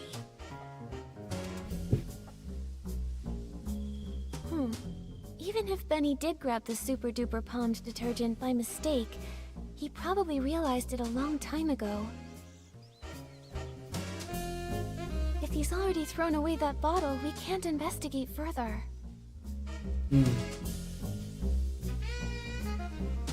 Maybe we can find supporting evidence from other testimonies. Let me think about it. I've been trying really hard. Maybe... Have other witnesses seen anyone with a distinctive appearance in their hallucinations? Like how I saw a sack with a big tear.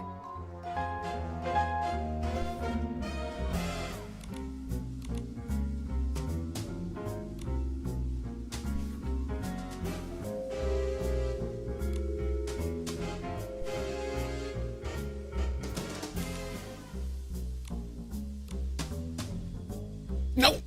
Oh. I was about to select the wrong one. Squeaky said she saw a big sack split open after being scared by another noisy sack. Maybe what she actually saw was Benny, who got a big shock from Mr. Leon. That's definitely possible. Looks like I'm not the only one who saw a hallucination resembling Benny. So the truth has been right in front of us all along. We just didn't see it. Great! Now we have both the detergent he dropped and the descriptions mentioned in everyone's testimony. Nikki, can we go interrogate Benny now? I'm still a bit worried. Will these ambiguous pieces of evidence really make him confess? I also feel something's missing. From what I understand of Benny, the more stressful the situation, the more eloquent he gets. We've seen that behavior before. Even with a mountain of evidence, he just keeps arguing. Hey, could this be a trait of a showbiz manager? You could say that. In the ruthless entertainment world, it was a skill he really took pride in. Given his personality, when faced with this evidence, he'll probably claim he was poisoned and ran to the scene, but he'll firmly deny touching the suitcase. Yeah, I can picture that. Looks like we need solid proof to show he did actually come into contact with Madame Julie's suitcase. Leora, please help me one more time. Just one last interrogation simulation. Ready, Miss Nikki? We'll start when you are.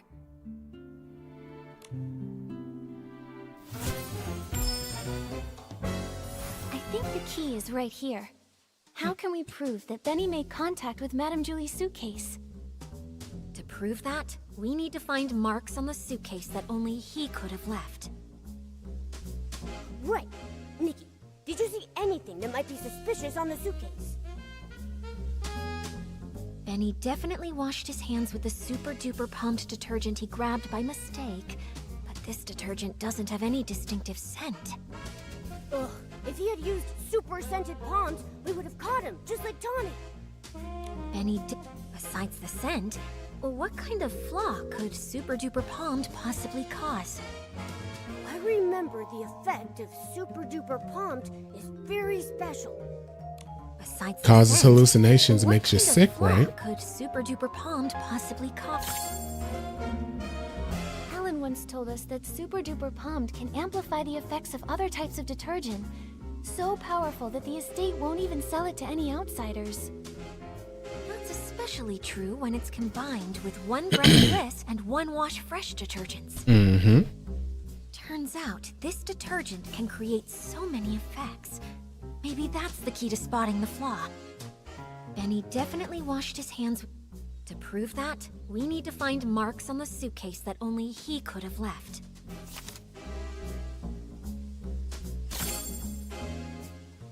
Madame Julie's suitcase is covered in dirt and scuff marks. If Madame Julie saw it, she'd be upset for sure. But she carefully picked the fabric for this suitcase. It shouldn't be this fragile. So that's it. Madame Julie's suitcase has always been maintained with 1 Wash Fresh, and that detergent has deeply soaked into the fabric. That's why Gordon could make a special tracking reagent to help us find the suitcase. But when 1 Wash Fresh is mixed with Super Duper Palmed, it becomes a detergent with cleaning power that's too strong. The marks on the suitcase aren't from wear, but damage caused by washing. Oh, during the theft, the suitcase was covered in dirt, and Benny washed it with the detergent he had on hand, but the 2 detergents combined, damaging the fabric. Exactly. It's probably because he realized the fabric was getting damaged that Benny didn't dare keep cleaning. Otherwise, with his obsession for cleanliness, he wouldn't have tolerated so much dirt still on the suitcase. Leora, could you help think this through? With this evidence, is there any way you could still deny it? Considering Super Duper Palmed is not officially sold outside the estate, this evidence is quite conclusive. He's got nowhere left to run. If he were desperate enough to fight back, maybe he would try to claim the marks were there before the theft? We can't let him get away with that excuse. Nikki, think fast. How can we prove the suitcase didn't have those marks before? The suitcase did travel with Madame Julie to Sichia and was used in faking her death, so it's possible it was damaged earlier. Other than that, I can't think of any loopholes. He's got nowhere left to run. If he were desperate enough to fight back, maybe he would try to claim the marks were there before the theft?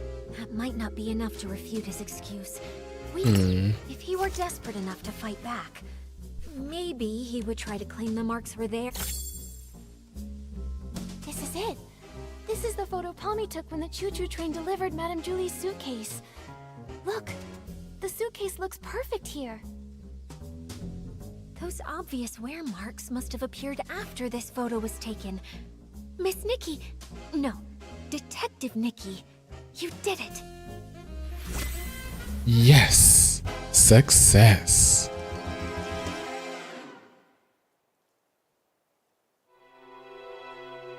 So this is what really happened that day.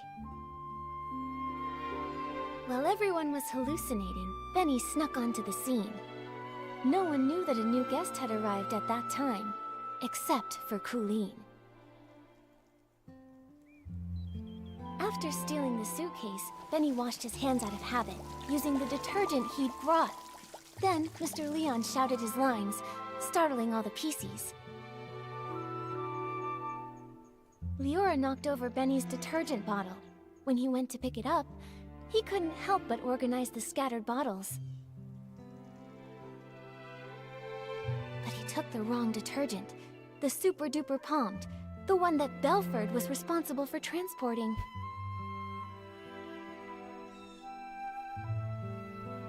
Benny left with the wrong detergent and the suitcase. The estate was chaotic during those few days, so no one saw the detergent bottles lined up in the corner. Later, because the suitcase was so dirty, he tried cleaning it, but didn't expect the reaction between Super Duper Palmed and 1 Wash Fresh already soaked into the fabric would wear the material down. Bad seeds only grow bad fruit. Eventually, he left behind a flaw. Why did he choose this path? He cares deeply about his wounds, yet he joined Threadstar, tearing apart his own kind. Leora, we still don't know how deeply Benny's involved. Let's talk to him first, before we make a call. Yeah. Although he definitely helped steal the suitcase, we haven't found any other clear sign of wrongdoing. The ledger isn't his, and the Golden Vision notes aren't with him either. He already served a century in prison and got hit by his own accomplice. Before we jump to conclusions and decide whether he's truly a bad PC or not, we need to gather all the facts, piece everything together, and see the full story for ourselves. Prison? I guess I didn't know everything about him. Actually... It's fine, Mr. Momo. Thanks for helping uncover the truth. If Benny really is a key member of Threadstar and tried to harm Madame Julie, I'll personally bring him to justice. Even if he's got his reasons, or if he introduced Threadstar to me, even without meaning to, I want to hear it from him directly. Right.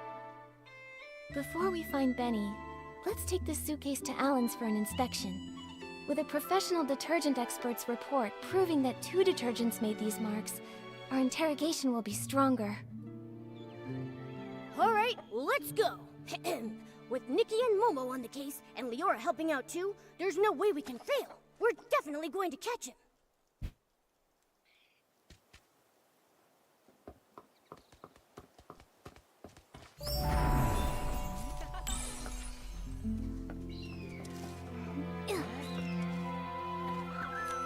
Oh, by the Silvergale! Isn't this Madame Julie's suitcase? You found it! But why is it so dirty and damaged? The Sovereign of Sexy should always be elegant, charming, and flawless from their head to their toes. Ugh, I can't stand seeing this! You watched the first stream for this story and it gave you Murder on the Orient Express vibes. You know what? Now that you mention that, I could kind of see it. As a detergent tester myself, I am the most familiar with how to identify different types of detergents. And I am also someone who simply cannot handle when the beauty of this world falls victim to destruction. So, Alan, can you tell what they are? Unbelievable.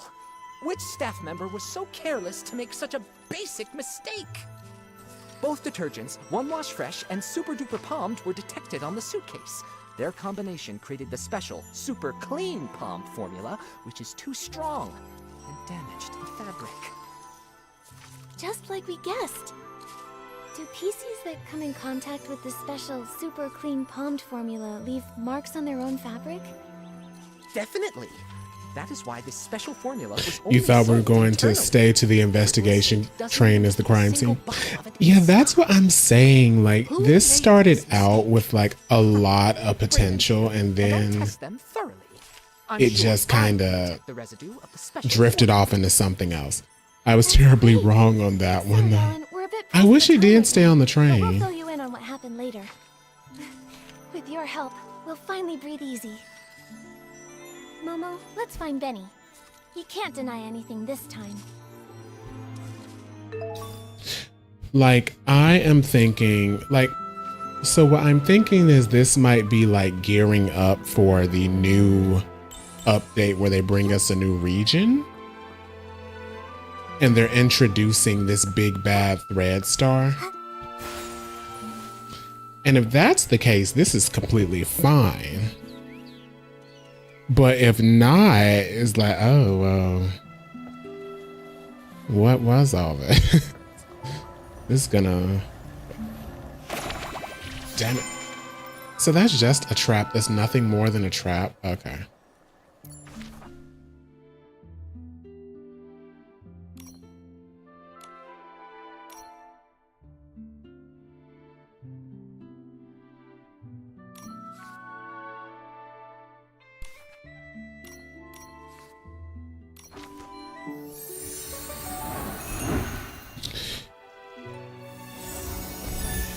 Yeah, when it turned out the Sovereign of Sexy wasn't dead and all that other stuff, I was like, oh, okay.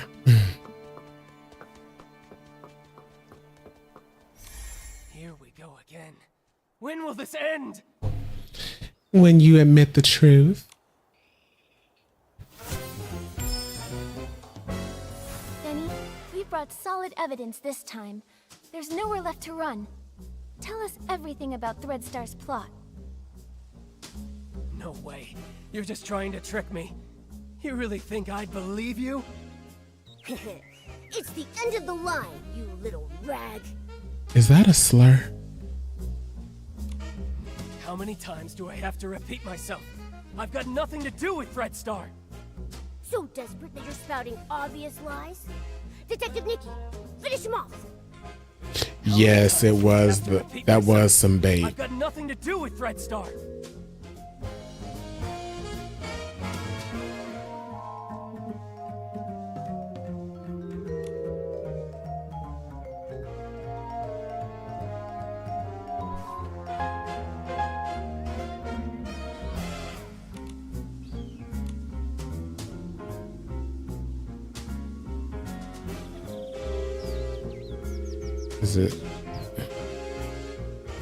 Is it this? Nope. How many times do I have to repeat myself? I've got nothing to do with Threadstar.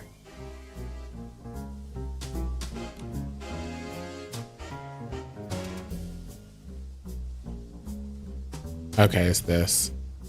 Oh, it's not that. How many Darn times it. do I have to repeat myself? I've got nothing to do with Threadstar.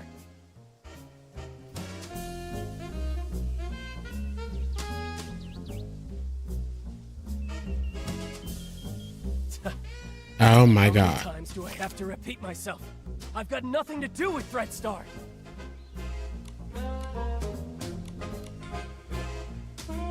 The end of Eva and the beginning of dreams. Is it this? Yep. A minor offender involved in coercive sales and forced rentals, sentenced to 100 years in prison with compulsory labor. How? How did you find this? Don't bring that up. No! You served Threadstar centuries ago, and we should believe you're not involved with them now?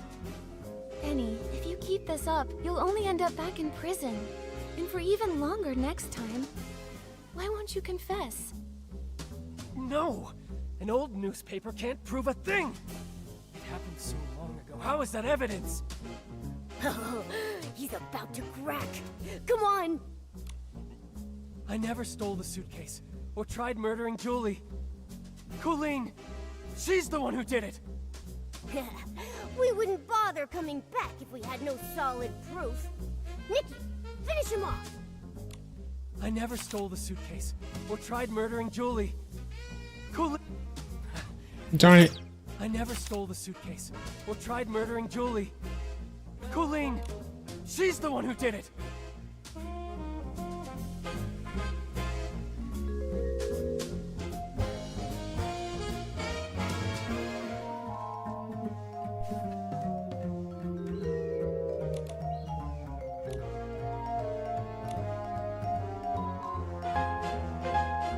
Darn it. We failed.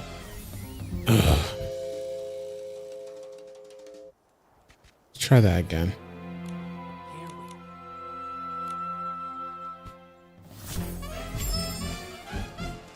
Benny, we've brought solid evidence. No way. You're just trying. How many times do I have to repeat myself? I've got nothing to do with Threadstar. A minor offender involved.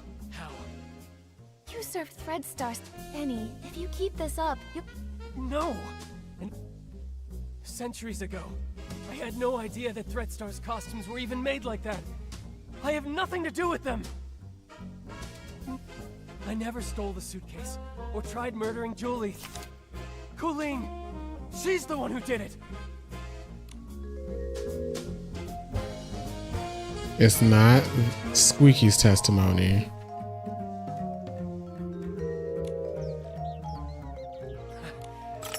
I never stole the suitcase, Oh. or tried murdering Julie. Colleen! She's the one who did it! It's not that.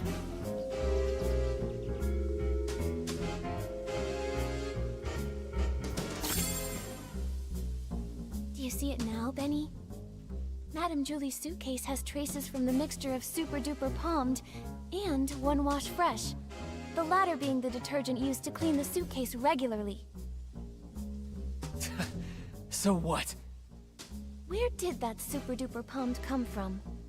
The only explanation is if someone left their own detergent behind and took the transport shipment. And I think the culprit is you. No!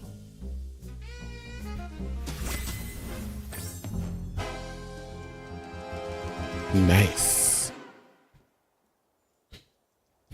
Actually, we've got another crucial piece of evidence. If a professional investigator examines you, they'll tell whether you're truly as clean as you claim. Maybe you ended up just as over-clean as the suitcase, after coming into contact with the same mix of super-duper palmed and one wash fresh. Enough! Enough! Stop talking about things I already know! I know I damaged the suitcase. I know I hurt the pieces. I know I'm an accomplice, but I've already tried to break away. Why can you just not let me go? Oh, get him, girl. You've gone to prison for a century and still don't get it? She punched the shit out of him. Always bears bad fruit. Some mistakes should never have been made. You don't know anything! What if that bad seed was just me being born? What? What if his dream was to be a perfect star, but an accident ruined his face? What if I was born from the nightmare wrapped in that damaged costume from such a disaster? That seed wasn't bad. Even with that scar, you're still an excellent talent scout, helping a country girl step onto the stage. Ellie said, as she should. Spared her from the same fate. How? How did you know? Cersei? Yes. I've always wanted to ask her something. If I had not insisted on the original schedule that day, would she never have fallen? She was doomed to die. She was investigating Threadstar's costumes and was targeted. How come? No, I should have known. I rented those costumes. I just didn't dare to think about it. I always... After I got out, I was a ragged scrap with a 100-year sentence, shunned by everyone. Only Threadstar gave me a chance to keep creating perfect stars. So I told myself it was okay, that I was just a fringe PC on the sidelines. I stole the suitcase, but I didn't want to think about what was inside it. I kidnapped the PCs, but I didn't want to see what happened to them afterward. A crime is still a crime. Exactly. No matter how you tried to dodge it before, this time you still bared your claws at Madame Julie and tried to kill her. I didn't. I'm not qualified to do such an important mission.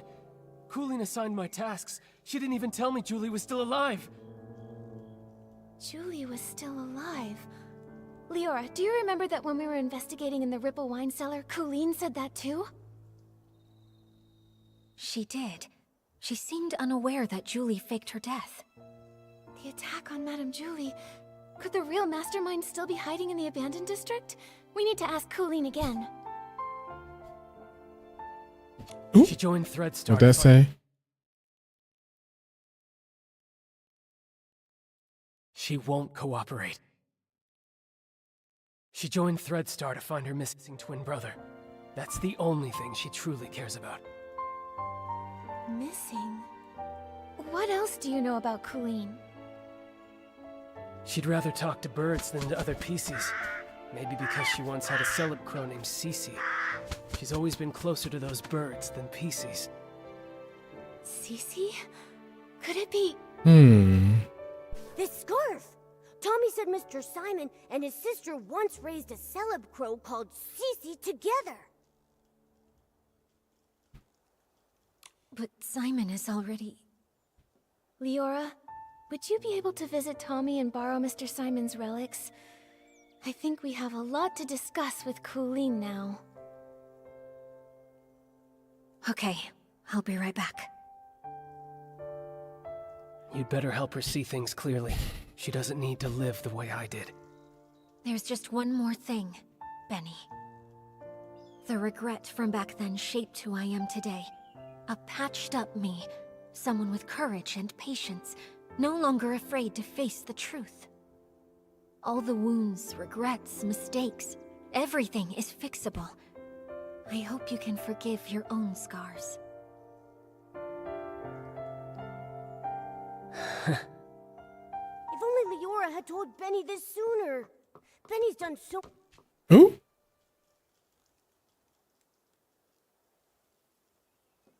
This again?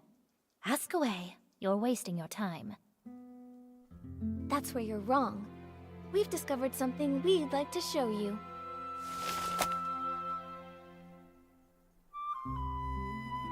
Tommy informed us this scarf belonged to a late senior columnist. He was on his way home, planning to give this scarf with its subtle bird embroidery to his sister. Because... they once raised a celeb crow named Cece. Where is he? What do you mean by late senior columnist? I'm sorry, Colleen. What Tommy encountered was a PC that had been born from that person's clothing. His name is Simon. So you're right, Glitch. It You're able is to locate both. his whereabouts within your ledger.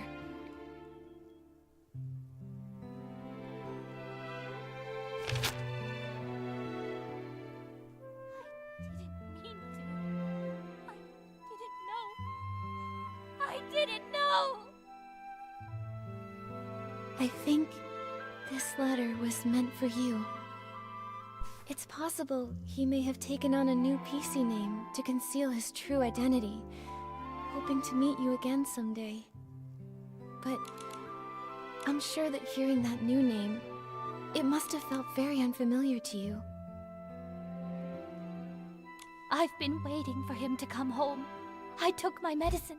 I took good care of Cece. I promised, even sick, I'd live longer than Cece, longer than him. I wrote the newspaper letter to every address listed in our book. Later, I went knocking door to door. None of them knew. He'd gone too far away. I then became a PC, and my brother. There must be another PC born from his closet. I waited and waited for such a long time. I kept all of his clothes safe. But why, brother, why did you leave me all alone? His strongest wish was to go home and see his sister. He only had the clothing he wore outside. The road home was too long. Why did you think joining Threadstar would help you find your brother? The final costume, the forbidden outfit, can capture every gaze and control every mind. So many people walk the streets of Sichi and beyond. There are so many cities that are just like it. I won't be able to find my brother in all of that. Unless the outfit's finished. Whoever wears it only needs to stand on the stage and ask one question for me. That's all. The forbidden outfit. So that's Threadstar's ultimate goal? That's absolutely crazy! You knew full well that it was an evil power. Beyond all that, you were fully aware that the PCs you ordered to be kidnapped had loved ones who would be devastated, their hearts broken because of your actions. You know that pain better than anyone. To hurt others for your own desires, that's incredibly selfish.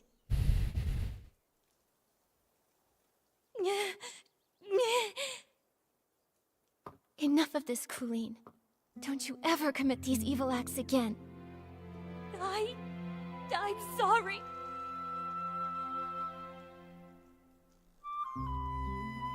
I want you to be honest, and tell us who your accomplice is. If it's not Benny, then I'm really not sure. I can't seem to figure out if Julie is really dead, or what the fabric I took was even about. The orders have always come from someone behind the scenes, Threadstar's founder. The forbidden outfit is almost complete. Julie is a natural star, and the Golden Vision is aimed at using her as the final material. So, you're telling us there's a hidden boss giving you orders? We've been tracking the culprit all along, yet they somehow saw through Madame Julie's fake death and responded right away. They couldn't have reacted so fast without being at the scene. This matches the plan between Madame Julie and Leora. Right here, in the Abandoned District, lies the true mastermind behind all of Threadstar's evil plans. The problem is, we still can't figure out who they are. No matter how many accomplices they have, we'll catch them all! Right. Madame Julie got hurt, so she's probably still resting now. When it's daytime, we should talk to Madame Julie.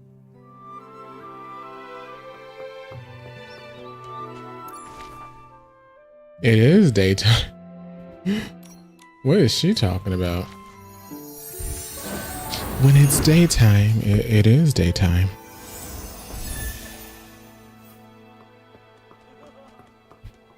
Oh my God, just let me up there.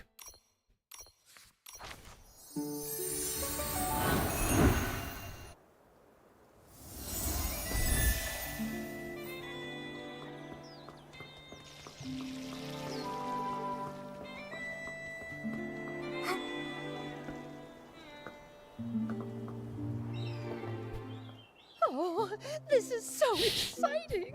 What's next? Madame Julie, Leora, what are you talking about? Just bragging about how smart and brave my little Nikki is, and how she took down Threadstar and smashed their schemes. Yeah, without Nikki's help, I don't think our risky plan would have ever worked. And I'm just a first-time detective. I couldn't have come this far without everyone's help. However, the matter isn't fully resolved yet. The mastermind behind all this isn't Benny or Colleen. It's someone hiding deep in the shadows. Until we've caught them, Threadstar could still hurt Madame Julie or any one of us.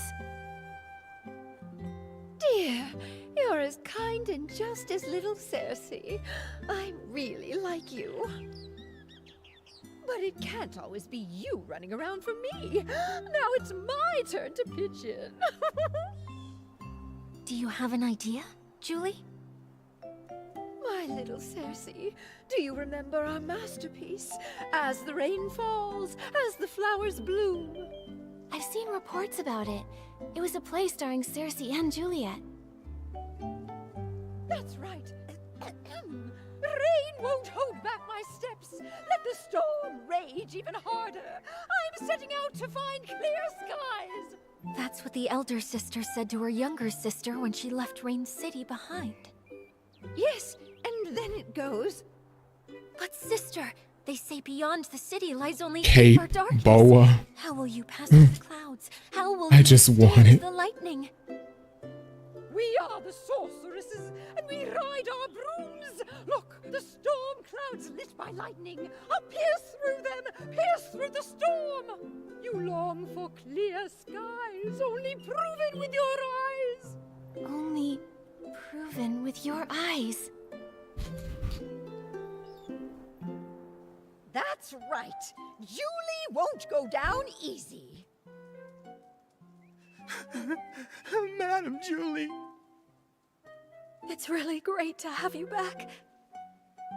Oh, that's all thanks to my little Nikki. If she hadn't caught the remaining Threadstar remnants, I wouldn't be standing here today. Everyone can relax now. The last of Threadstar's remnants, Benny and Colleen, have already been captured. Ripple Estate is safe once more. How dare they try to take Julie down? I should have defeated her, just me! The two of them have no shame. The raindrops creating ripples are the rhythm of my dance. Only through celebration may we drive the darkness away. Friends, let's celebrate together.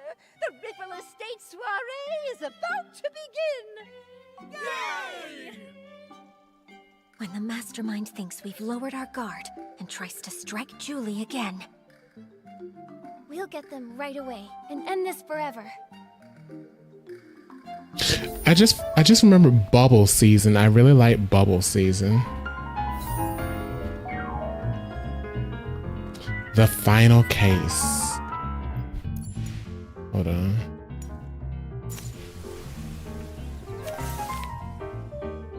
On vacay. I didn't do any of these.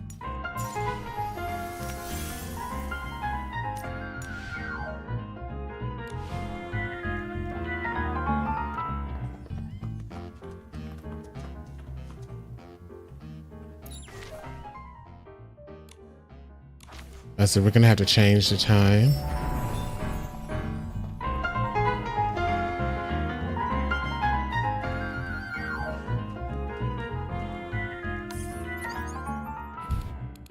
$22 o'clock.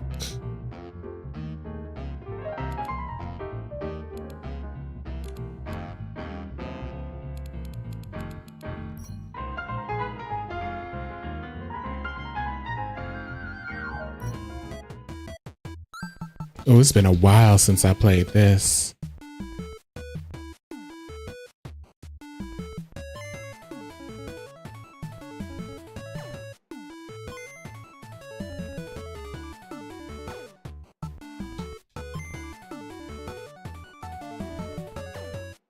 Damn.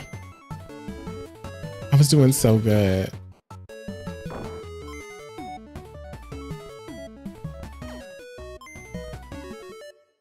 Ooh, I got a new high score. Wow, it's so lively here.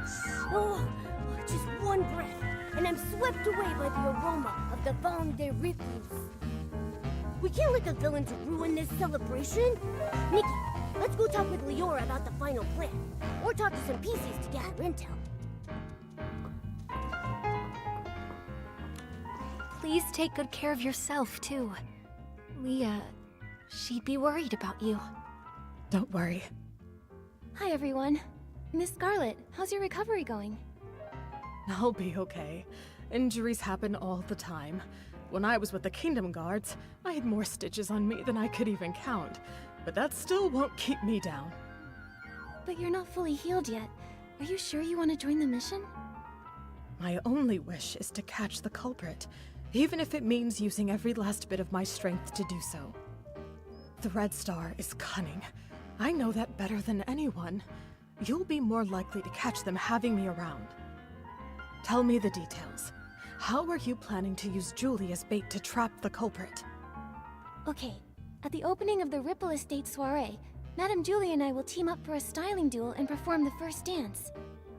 I've already passed the co-performer auditions, and I've earned the Sovereign of Sexy medal. Everyone in the abandoned district already knows about this, so it won't raise any suspicions among any of the PCs there. During the performance, Madame Julie will purposely let me win, but just enough to keep it believable. Then she'll pretend to be upset and say she's going back to the village to change into a new outfit, so that we can have a rematch. Great plan. Since you said the last remnants of Threadstar are wiped out, and Julie's making a public appearance, Threadstar should assume we've lowered our guard. Right. When the soiree is over, any outsiders lingering in the abandoned district will be a lot more conspicuous and won't go unnoticed. When Madame Julie returns alone to the village during the party, it'd be the culprit's last chance to strike. They'll have to try.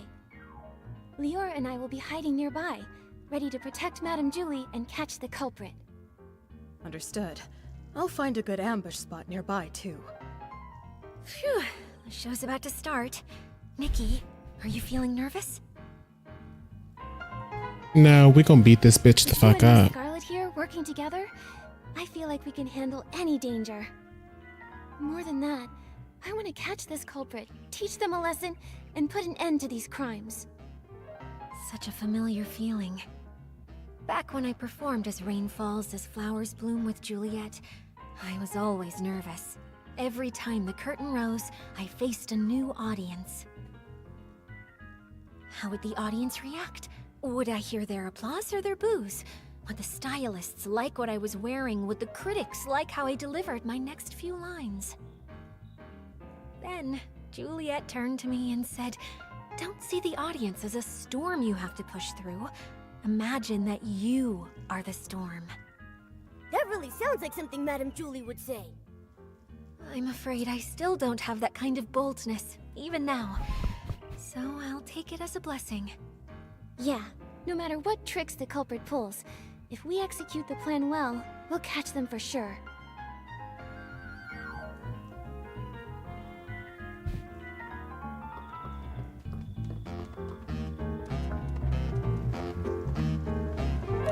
Dear little Nikki, my dance partner. Are you ready? Let's Let's unleash our passion together and light up this sexy night. Oh, why she say it like that? Light up this sexy night. Oh, are we gonna be looking a mess? Oh, we look cute. Okay. I'm glad we look cute.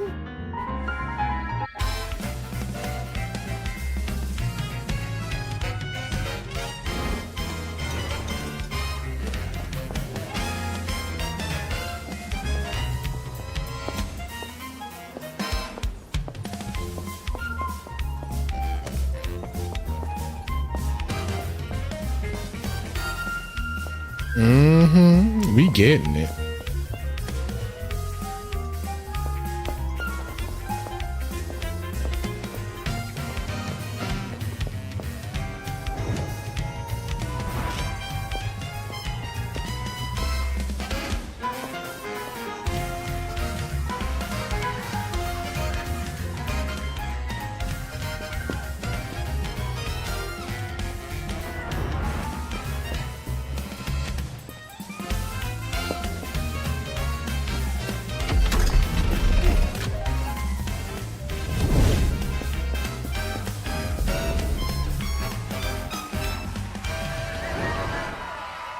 By the Silver Gale, a performance this amazing isn't complete without you.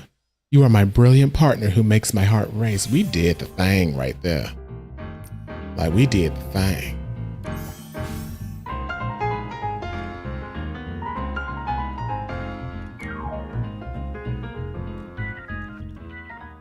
Oh, it's been ages since I've had this much fun. One more dance, just one more. Yeah, the recommend button be having you look kind of busted. That's why I was nervous. Julie, I've already beaten you once in front of everyone. I don't want to look like I'm disrespecting the Ripple Estate. Ooh. Nikki. Oh, what nonsense. Do you think I, Julie, am afraid to lose? Don't underestimate the sovereign of sexy. I've still got an ace up my sleeve. Gordon made me an outfit that's full of whim. Once I pick it up from the village, I'll unleash my final move, the raindrop dance, and then we'll have another round.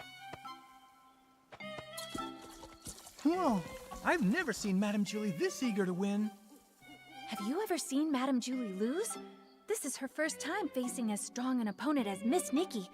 One round's not enough. Exactly. Come on, let's grab some more detergents. There'll be more exciting performances later. Well, then I'll wait for Madame Julie to return from the village for another dance. Nikki, should we start getting ready?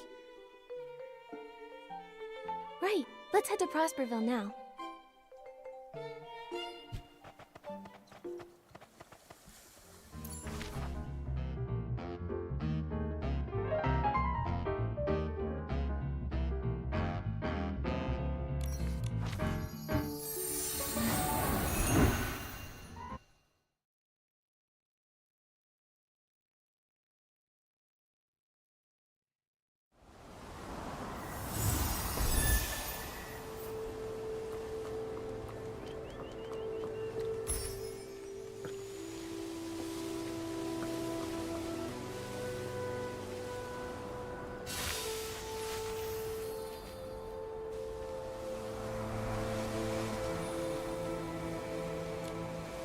Ambush.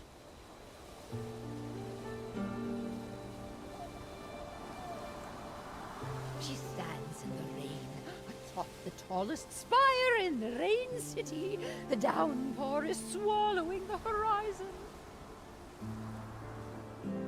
When the flowers bloom, I'll set out. But the flowers haven't bloomed yet, sister. And I only have one seed left. Beneath the curtain of the rain, she seems to see her sister's silhouette dancing familiar steps in the rain.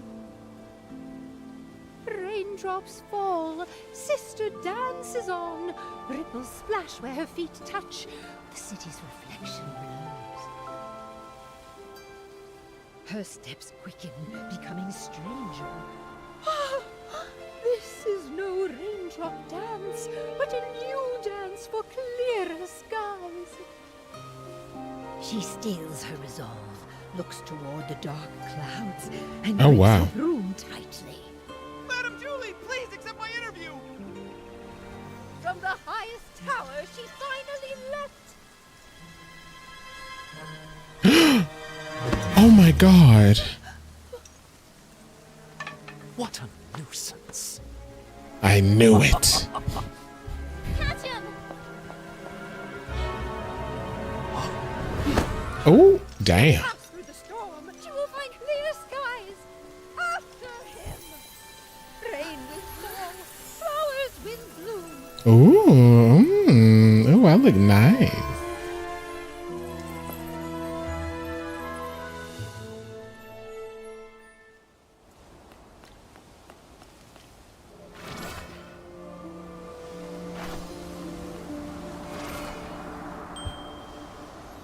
I'm trying to see how you do the... Oh, that's how you do it.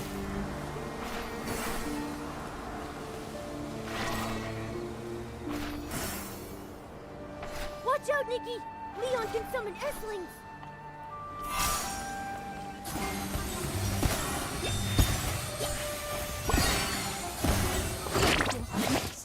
Full of anger. Perfect play. That's the founder of Threadstar. Of course, this is the most boring cameo I've ever played. Miss Detective, do you really think pulling back the curtain means victory? No. Even the truth is just a supporting role in my script. Hold on. The resonance should...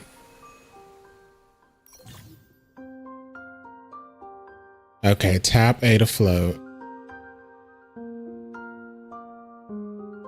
Hold it down after jumping. Okay, you basically do a burst. During a dash, you run and perform normal move or a special move. Ah. So that's a normal move or a special move.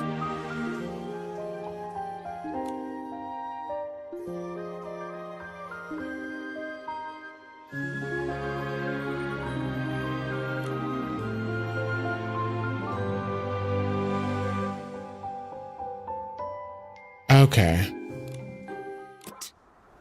My kind gentleman, grant me your That's cute. power once more. Let me teach you the etiquette of the final bow. O rainy night, grant me forbidden knowledge, the grand vision. Oh. Oh. He backslapped the hell out of her.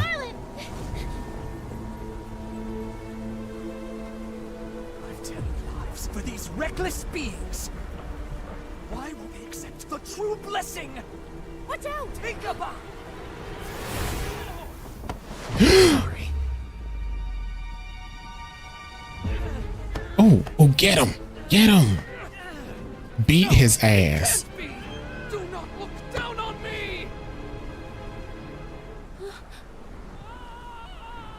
Well, how y'all falling? Y'all can fly. Benny. I'll go find him.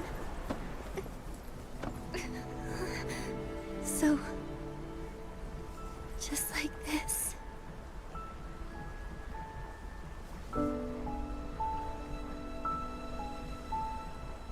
Small flower braids and rose. That's not the first thing I would do after somebody died. Child with secrets glows.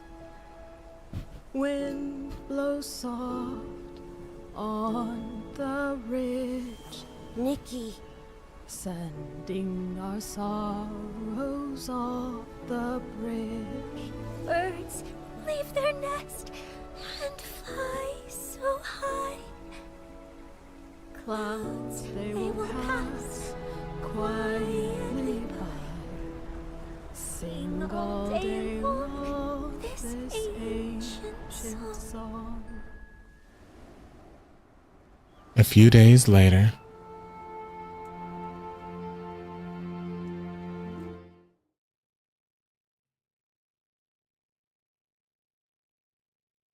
The Ripple Estate soiree ended successfully. Everyone okay?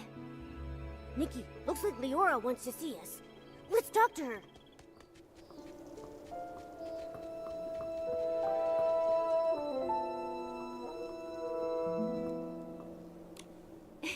Leora. Miss Nikki, it's so good to see both you and Mr. Momo looking so lively. Thanks to Madame Julie setting up the barrel home, Momo and I both got a good rest. Ellie said, wait a damn minute. Dancing for 3 days straight at the Ripple Estate soiree really wore me out. They both died? I think so. Everyone is celebrating to their heart's content. Madame Julie is exhausted and resting at home. Not to mention the Forgottens who joined for the first time. Miss Scarlet insisted on guarding Colleen herself. She wouldn't even put a single drop of detergent on just in case. Hey, I don't think I've seen Tommy around either. Strange that he didn't join the fun. Tommy is busy investigating Mr. Leon, saying he wants to write an in-depth report. Maybe in a few days, you'll receive his first draft. Ellie said, I look away for 1 minute and 2 bitches died. Miss Scarlet contacted the Kingdom Guards and they'll bring him back soon. Miss Nikki, I actually stopped by to say goodbye to you. Wait, you're leaving already? Yes, now that Threadstar's conspiracy has been thwarted, and my wish to become a PC has been fulfilled, I've got no reason to stay in the abandoned district. It's not like I live here either. Been these past few days. I'll be okay, Miss Nikki. I will remember Benny.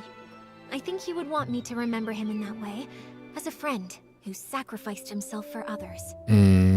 Not exactly good, but not completely bad either. Maybe I'll write to him. Who knows? It might help.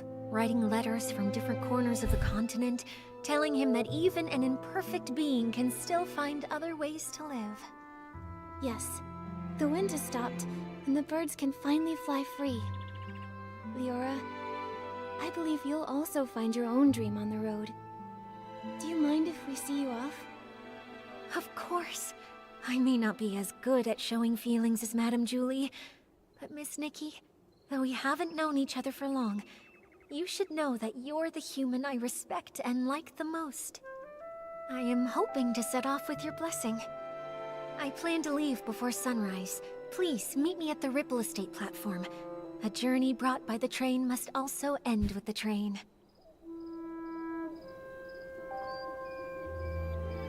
I need to go look at that train anyway.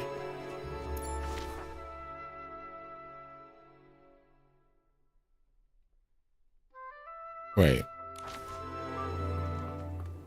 Oh, there it is.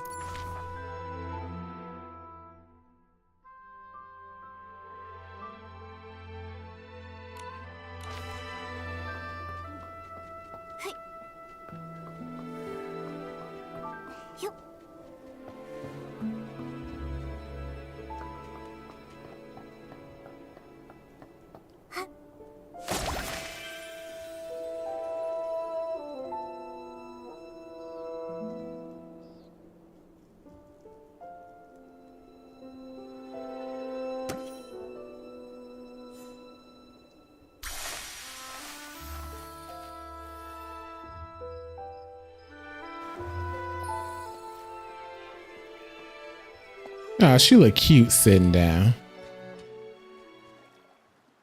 Glad to see you here. My personal choo-choo train will arrive at sunrise, the sunlight spilling over perspective. I can't even remember last time I truly admired such a view. To share it with you here at the end is true happiness. Haven't decided where I'll go, but that's all right. With light wings, one can always find the direction of the wind, right? Oh, I guess I need to sit down.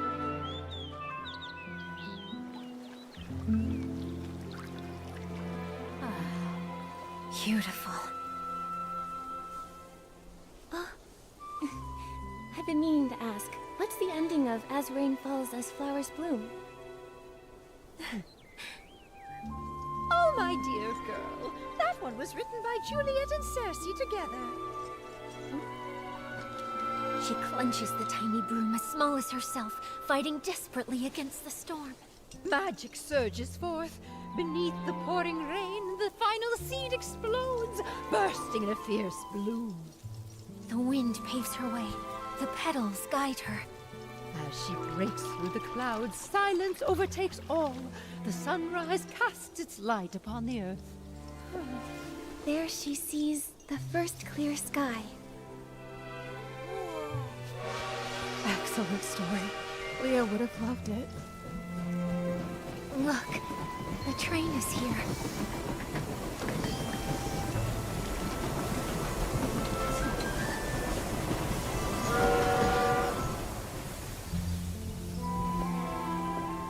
Goodbye, Miss Leora. Bon voyage. Travel safely. Right, Nikki and I will both miss you. You two. I'll miss you both so much. Oh, little Leora, at times like this, you know I always have too much to say. But I don't want to hold you up. I'll skip the fuss and simply wish you never-ending joy and freedom that knows no bounds. Thank you, Julie. Take care of yourself. All right, spirited away. Miss Scarlet, you know if you change your mind, I can leave it with you. Don't worry about me, kiddo. Take it with you. Take Leah to see the faraway places. This world is beautiful, isn't it? Let's go. Time to leave. Goodbye.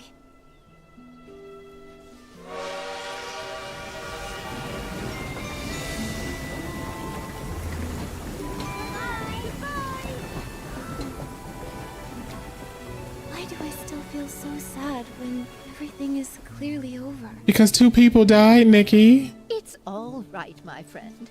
Tomorrow will be a brand new day.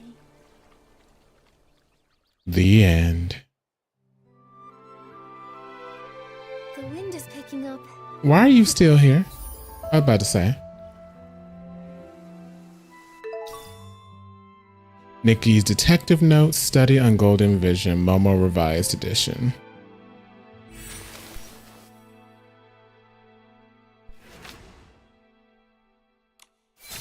Yay, we crafted wherever the hell that is.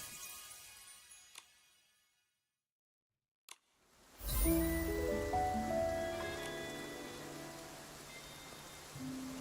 rainy day is perfect for picking rainy orchids. Oh, that's cute. Well, that was the story this season. That was sad. It wasn't the best. It was not the best PC story. Like, if y'all played the game early on and y'all unlocked the schoolgirl outfit, the way you had to unlock that outfit, you had to go through like a storyline that was honestly like really, really sad, and it was like so good. Something about a PC that I can't remember. I think they didn't realize that their owner was dead or something. Yeah, we got the feather boa. It was pretty. Okay. There is something I wanted to do before I got off though. Ooh, I get 2 of these. Ooh, I didn't mean to go here. Oh, that's cute.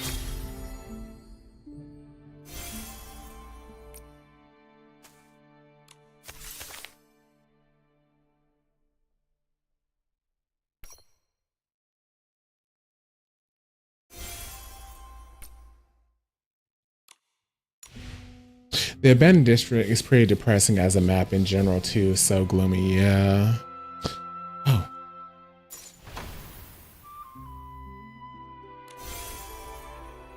Ooh.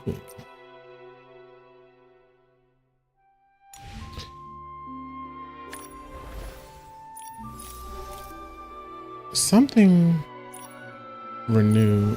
So much rain. You're right. It is a lot of rain. But that like wasn't the best PC story. I don't know. I kind of feel like it didn't need to be like with a detective vibe. I feel like giving it a detective vibe dragged it out a lot.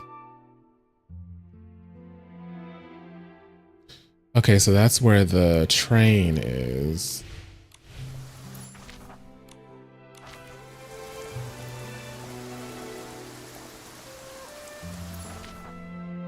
Like, I feel if they had just told the story, it would have been a lot better, but they stretched that out. That did not need to be stretched out like that. Okay, the choo-choo train station. That's where we need to go. But yeah, 2 people died. And it was sad. I'm saying like, damn, I didn't think they was gonna die.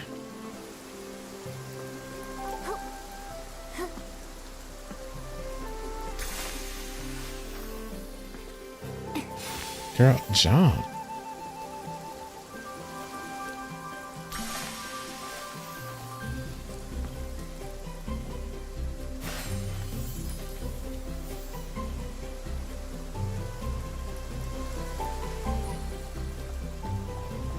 Who more music?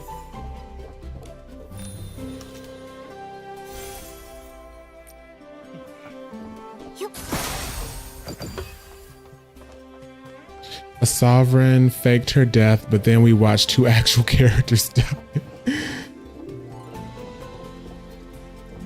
Like, oh, okay, that's not sad at all. Okay, awesome. This is where I'm trying to go.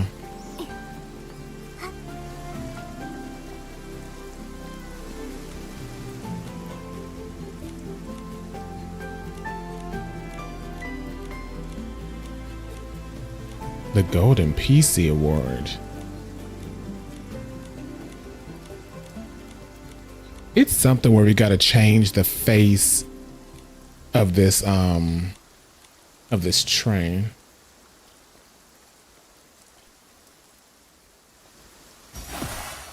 But I'll do that off stream.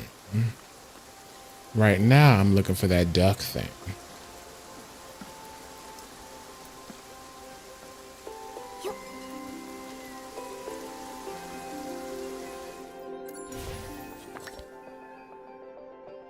Yep, I won.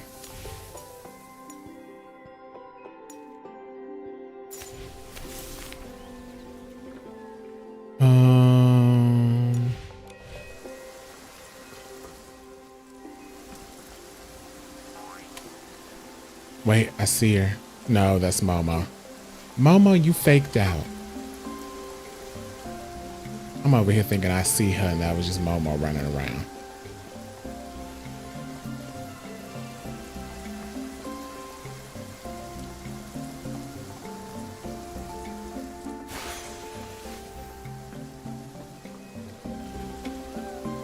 What did it say?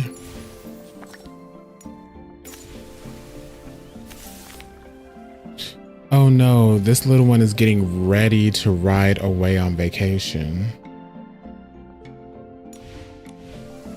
So is she on the train?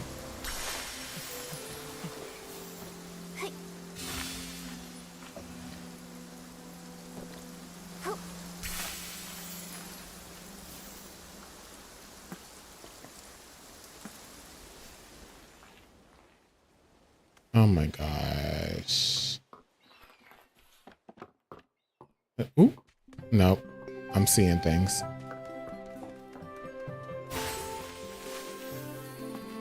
Where's she at?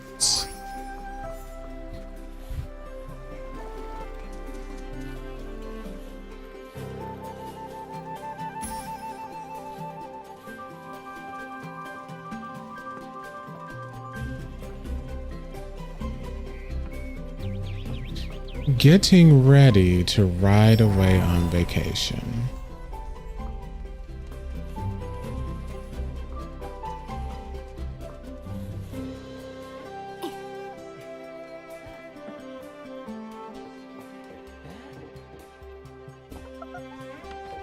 Trying to see, she wouldn't be in here, would she? I don't think she'd be that far away from like the image space.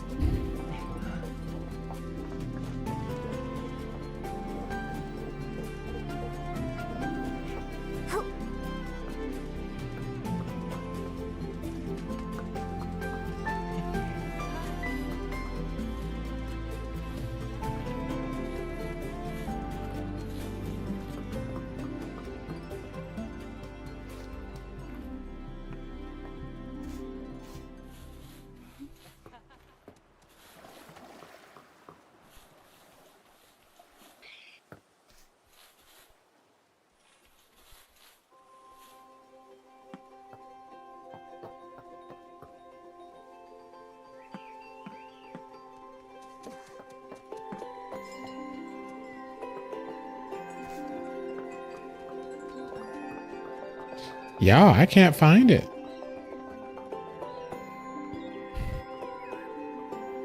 The story was already so heavy from the start, chopped up pieces of remains stuffed in a suitcase, but haha, never mind. Smart intro, to be honest. That's how you keep people engaged. That's true. I think they didn't reveal that she was still alive until chapter 2, but this is how I knew she was still alive right here.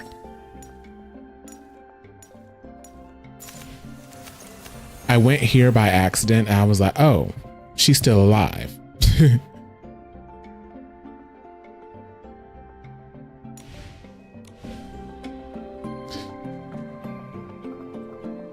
So that's kind of how I knew she faked her death. I was like, oops. I don't see the chickadee thingy.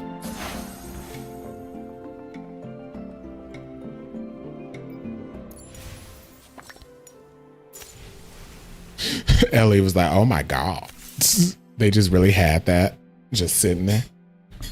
We're looking for this thing right here.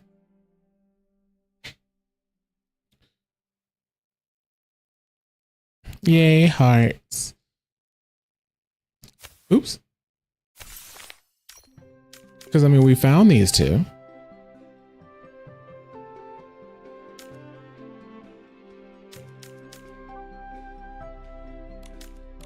Hold on. Okay. So it's somewhere here. But she had.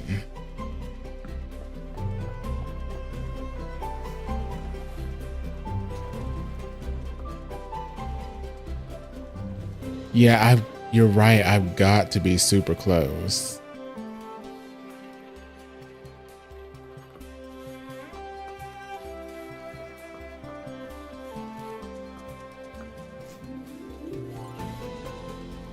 Where are we?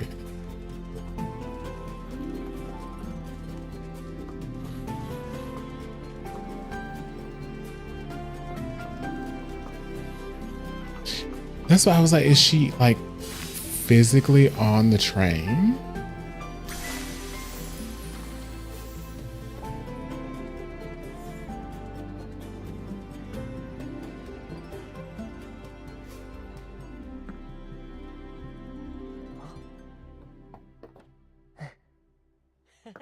Usually they're not this hard to find. Ooh, chest.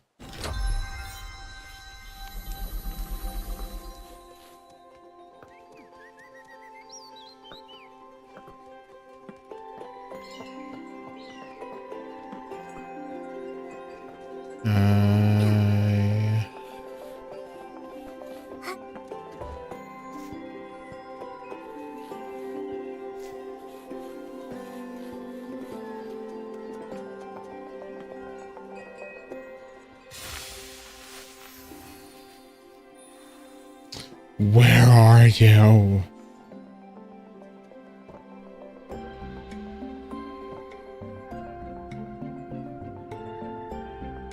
Let me go up to this junior conductor. Or maybe she's gonna be like up here somewhere.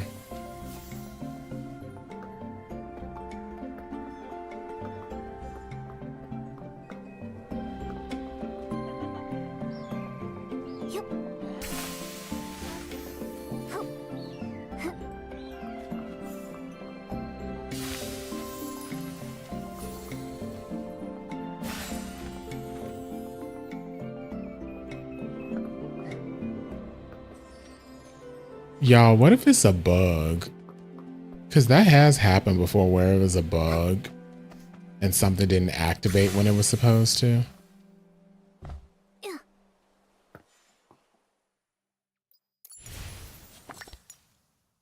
I'm going to look it up. Gifty on vacation.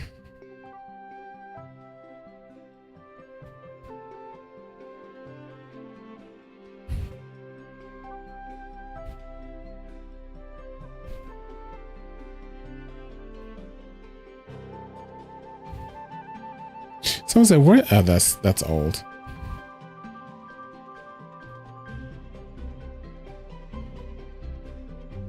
Okay.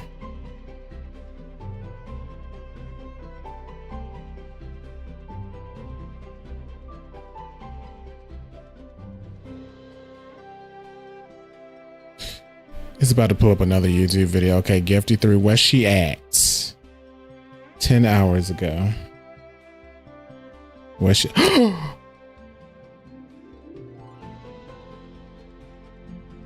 Okay, I saw where she at. It's never this hard. They really make you spend 30 minutes on this thing. Okay, I saw where she is. Let me see if she over there. I thought I looked over there.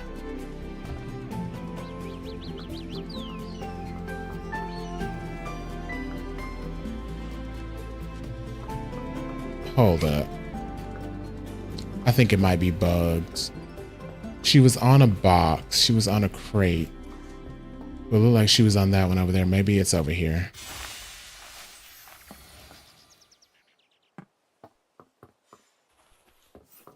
Yep, there she is. Found you, bitch. Only took 35 minutes.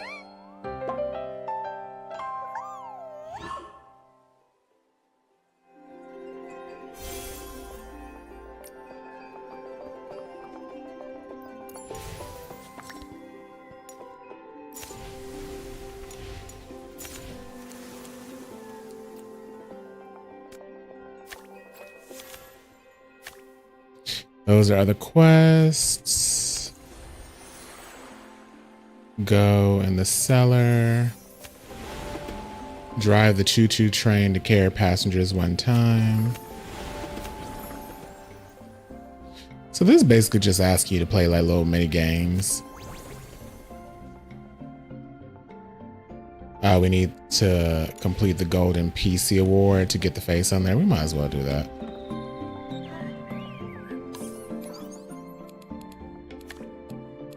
If we can.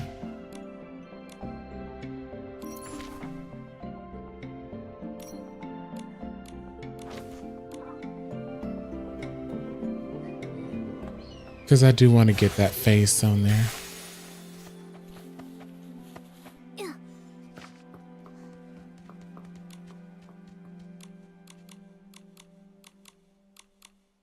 They look so cute with their chubby faces.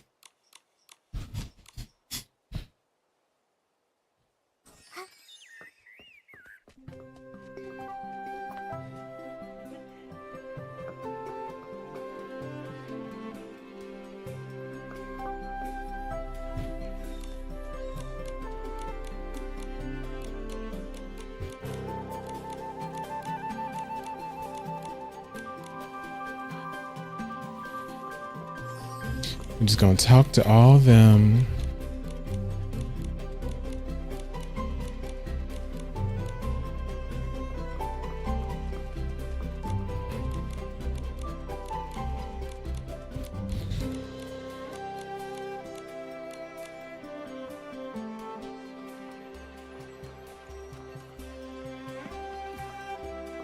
Find those who haven't voted yet.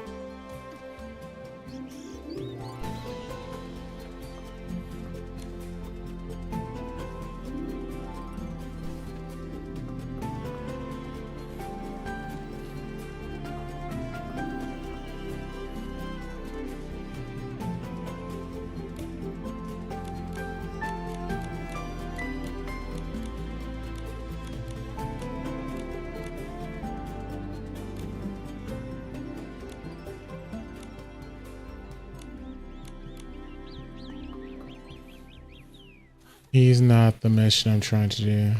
Oh, I do have to complete his mission.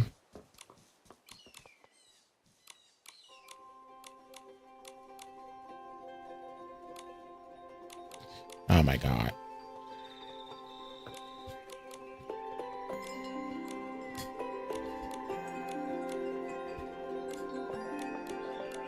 Of course. So these quiz things in these gotcha games, I'm so awful at. Wait, who is it?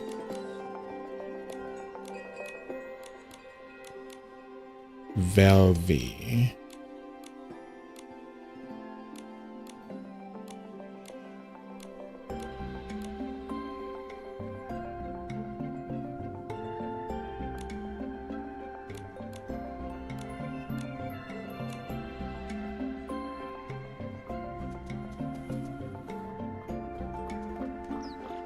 Wait, where are we going? Where are we going?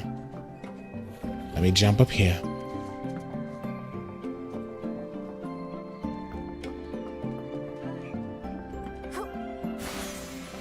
Ooh.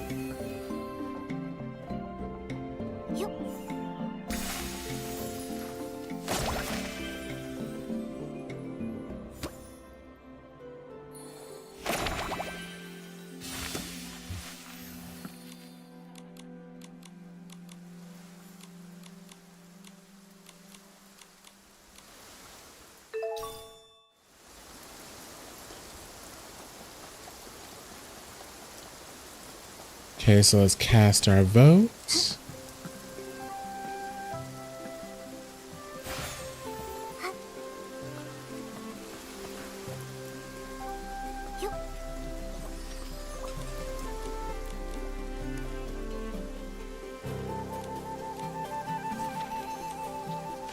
Floor 1.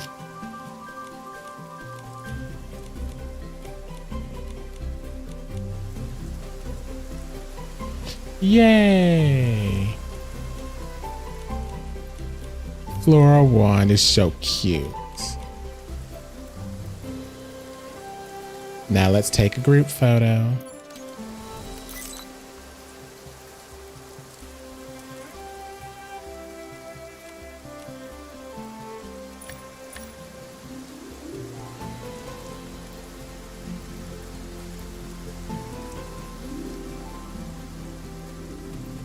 Okay, can we...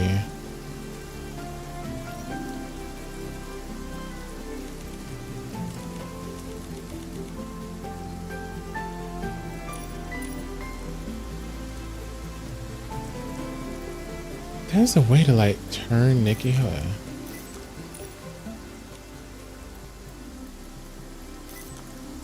Oh, there it is. Left bumper, rotate Nikki.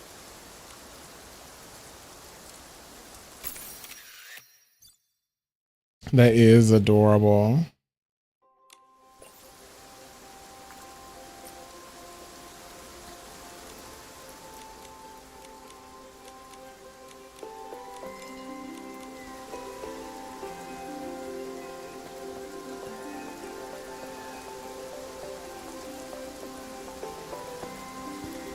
Oh, he mad he didn't win.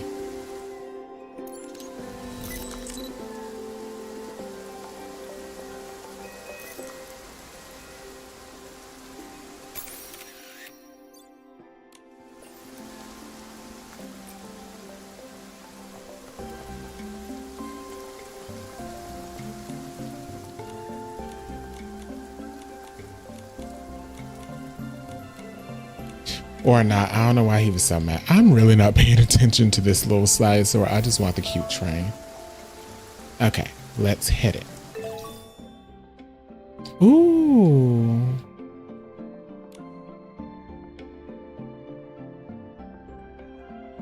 Oh, we can get launched into the air. Oh, that's cute.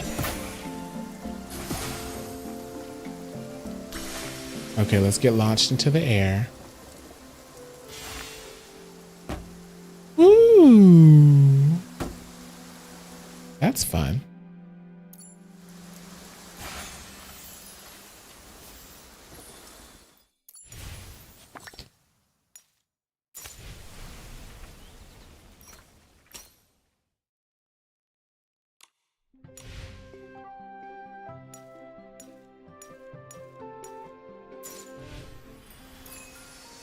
We could finally do a tempo of this again.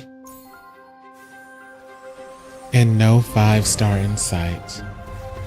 At least, oh my god, this game is so cute. It is. It's so adorable. Are we even gonna get 4 stars? We already got that. I think we got all the 4 stars you can get.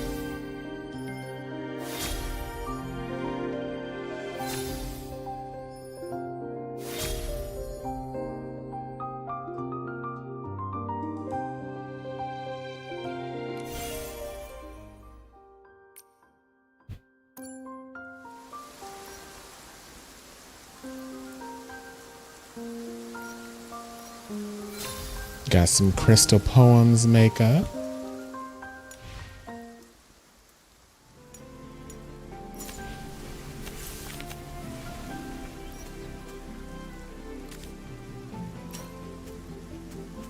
Oh, visit another stylist home. That's what I wanted to do before I got off. I want to go to Glitch's house. And I want to check on my fish.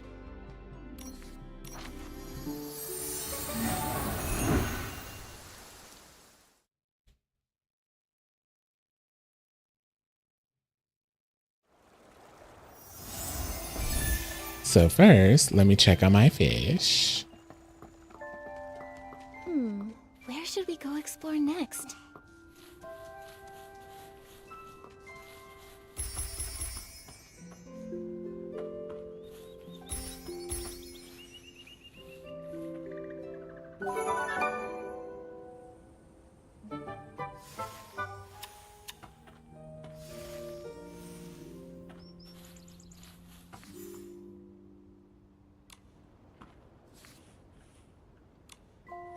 Oh, I don't have any more. Plants are part of the family too. They deserve our care and attention. Do I have my galaxy? Yes.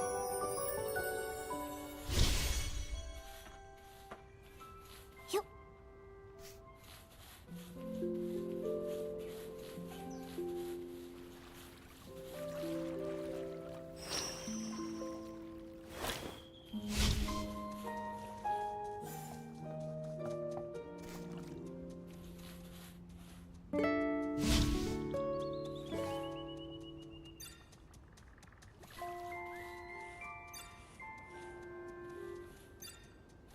I'm trying to feed it.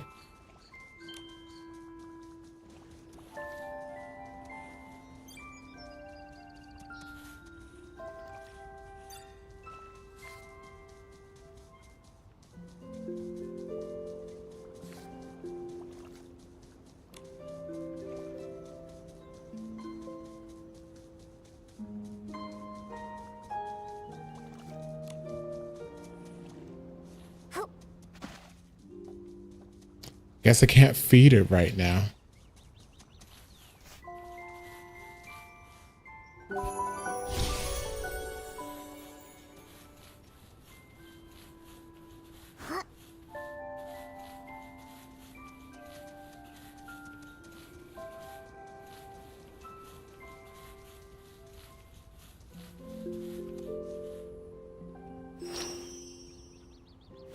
Is this the magic of styling?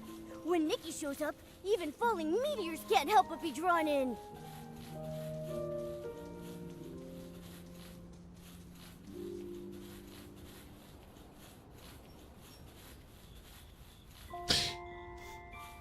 I feel like the house building is going to grow into something all on its own. I think that's what they're counting on, and I'm here for it. There's going to be some people that only play this game for the house building. It's going to be crazy. When did my avatar just stop? Hold on.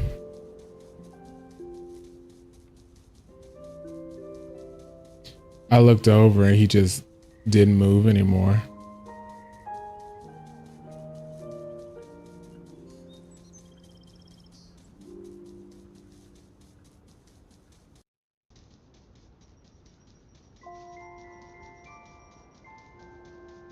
Back in action.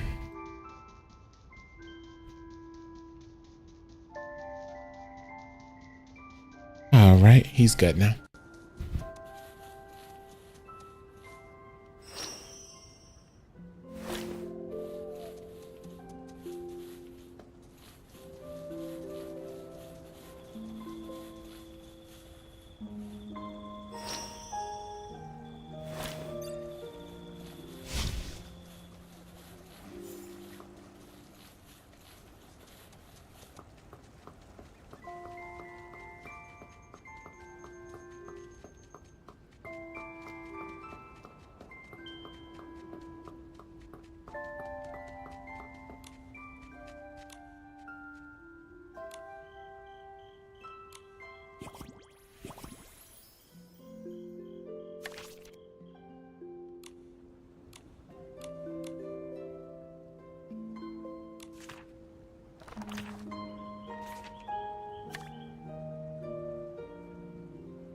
Okay, so I haven't crafted anything to earn any level up. Oops.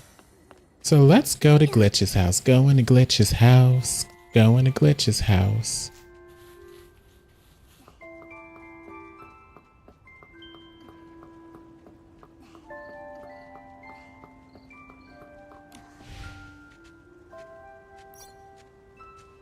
Oh, he still has to accept my request. So I guess we won't be going to Glitch's house. So this is where we're going to end it here today, guys. We finished the Nikki story this time around. If this is build up to the new, I want to say season they're bringing in, it was all right. But if it's just a standalone story, it wasn't anywhere close to the best. Like I said, I really liked the last 1.9 story. I really liked that story. That was good. Like that was one of the best ones. This I started disassociating because it was just too much going on and they kept talking and I'm like, oh my gosh. I'm like, why is this like a detective thing? This isn't like a detective vibe. I don't know. I like the story, didn't like the execution. I think that's the best way to say it. So maybe don't hire this writer again. I don't know. That might be a little mean, but I was just like, I don't know. I wasn't, like I said, I liked the story, did not like the execution of the story. I feel like it could have been a lot better.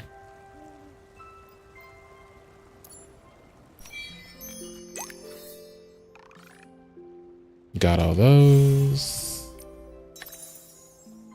Don't know if I want to get those tonight. I might as well.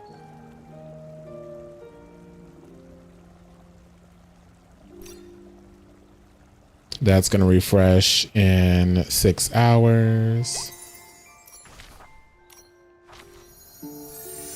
So tomorrow I will do the mirror journeys. That's very exciting. Nikki, it looks like the starball is twinkling. Maybe try shaking it?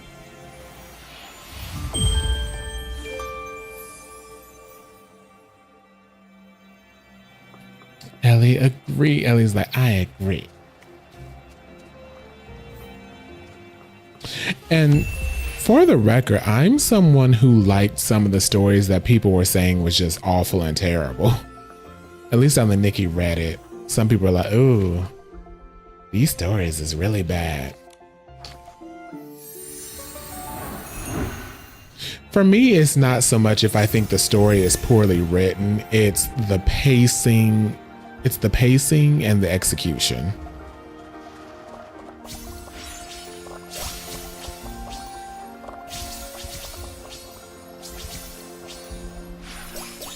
And I just felt like it was too drawn out and we shouldn't have gone that detective angle with it because it really wasn't a detective type story.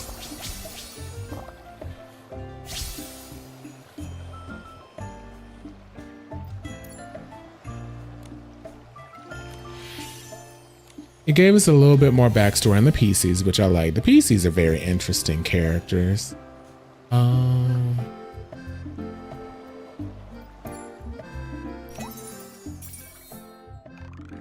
Okay, I see.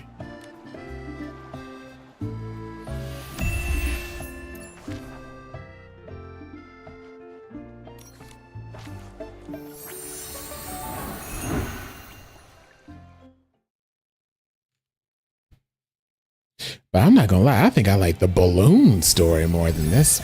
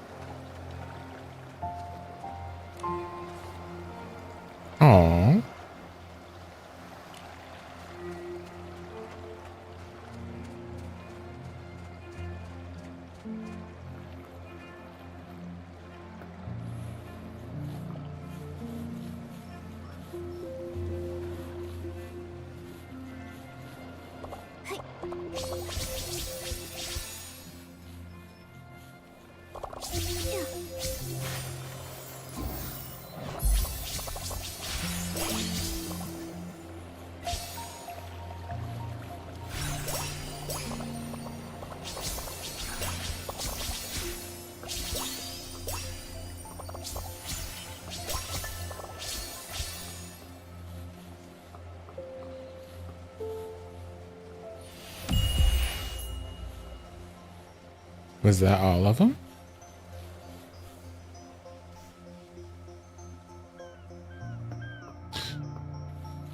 Okay.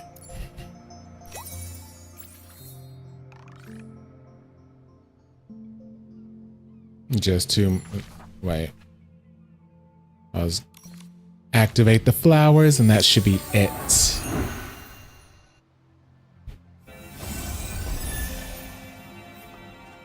I think I definitely have an issue with the pacing as well. I was more motivated to skip the dialogue and concentrate more on unlooking nodes in the Heart of Infinity. Or unlocking nodes in the Heart of Infinity. Yep. And I think they are probably hiring a lot of writers who are used to the visual novel style that we saw in Love, Nikki and Shining Nikki, which for that, this type of story would have worked. Like, it would have worked perfectly. But you got me in a game where you've got me running around doing platforming, and then all of a sudden you have me at multiple states of just standing still and listening to people talk back and forth. It's like, that's immersion breaking to an extent. And it's like, I get, you know, we're working on a budget for these little events, so you probably don't want to, you're not going to waste animation budget on animating everything, but it's like, oh my goodness. At least pace the story out better.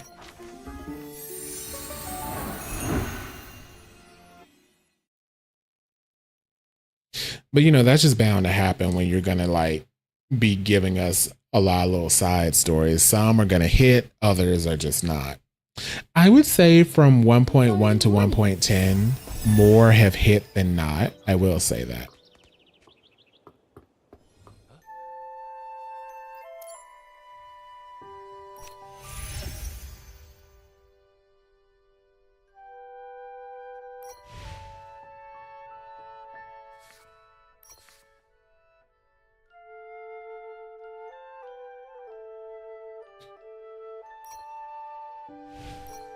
Wait, oh.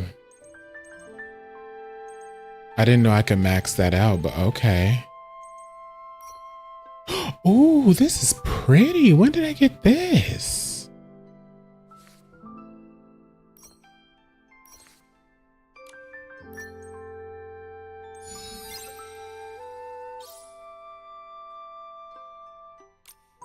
I kind of like the color it was earlier, but I kind of like that color better.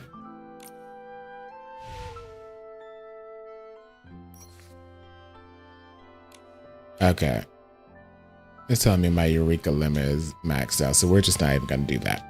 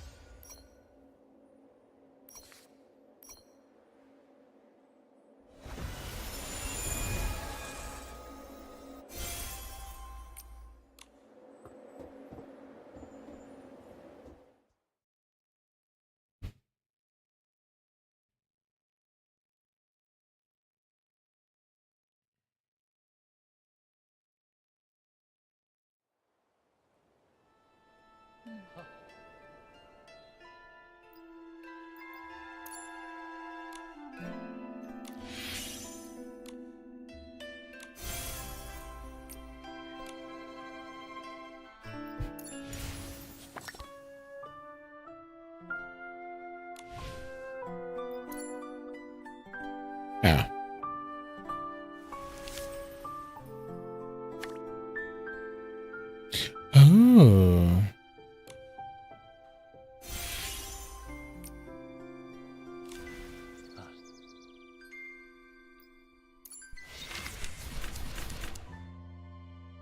Oh, I can craft this now? Truth reveal.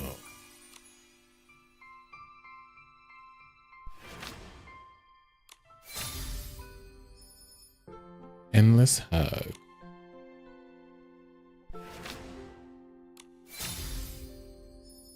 Raging Boldy. I thought that was about to say something else. Not gonna lie to you guys. I thought that was about to say something else. Craft the truth reveal piece. Ooh, I got the hair. Ooh, and I got the socks.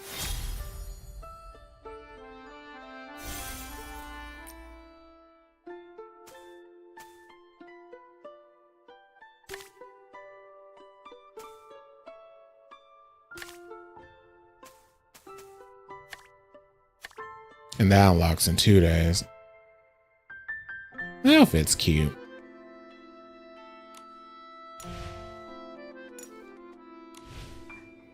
I think that's all I'm gonna do tonight.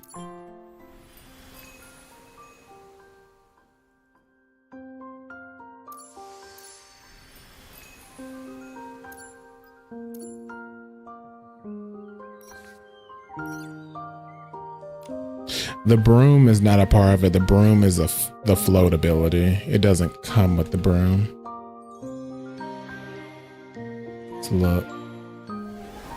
That's pretty. That's pretty. That's cute. Ooh. So this one, look. You could take that off. Why is it showing me that? So this one has like an alt. That's cool. This is cute too. I'm not crazy about that green hair, but the blue is beautiful. I want this pink one though. Ugh. That's gonna cost so much money.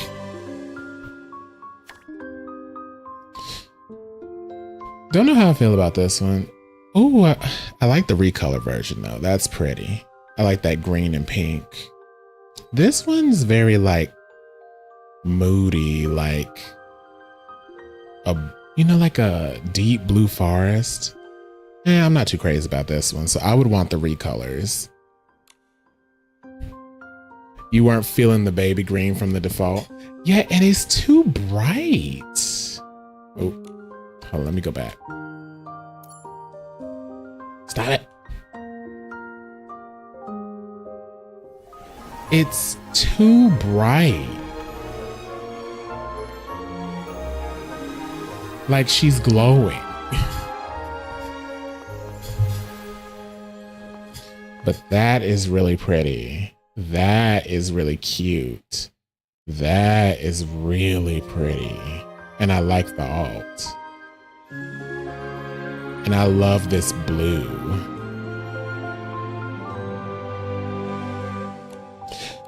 So I'll pull for this. I want the pink, but I don't have all that money. But I do want this blue. I want this blue color. Why give me a witch in full glam and baby green? Yeah, that's kind of what I was thinking. I was like, see, this is my issue.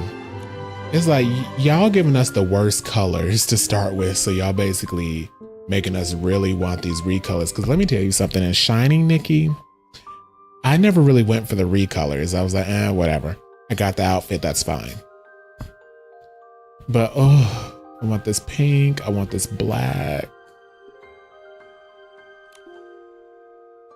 The floating ability wasn't all that. It was cute, but it wasn't all that.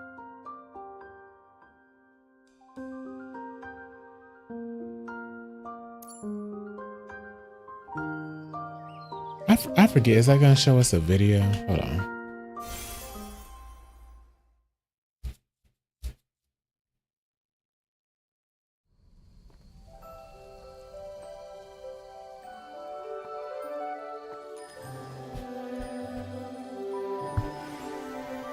They want us to throw lots of money at them. They really do.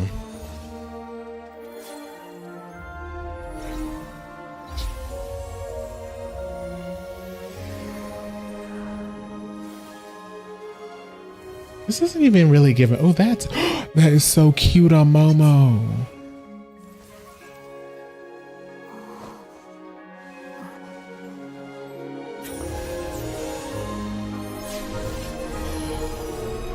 Yes, the black.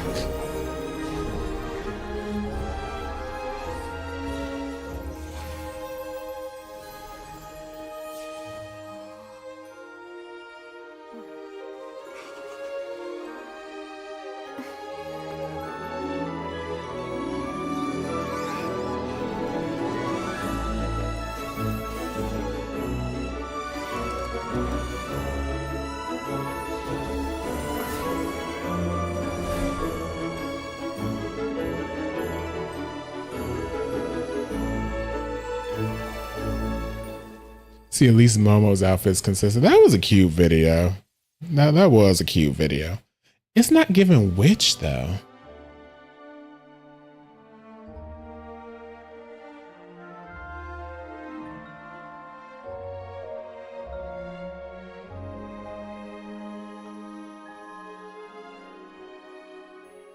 No, that's the makeup.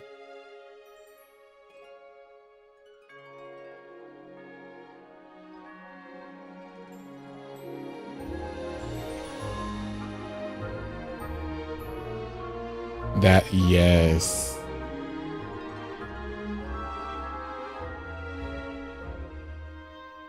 I like the little ornaments in her hair.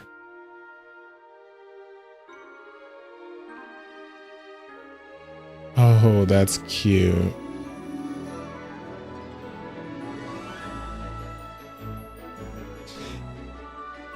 But look, that had nothing to do with the story. Like, they did try to tie it in, like, oh, the forbidden outfit, but it's like, this outfit and the aesthetic of this outfit has nothing to do with the storyline this season. Like last season, that outfit fit perfectly into the storyline. They tied it in perfectly. Here is kind of like, no, they didn't. Like, that's like a kind of offshoot witchy vibe, and you just had us do a detective case. Like, what? I don't know. They kind of tied in that Grains of Yesterday outfit a little better when we had to talk to the crows.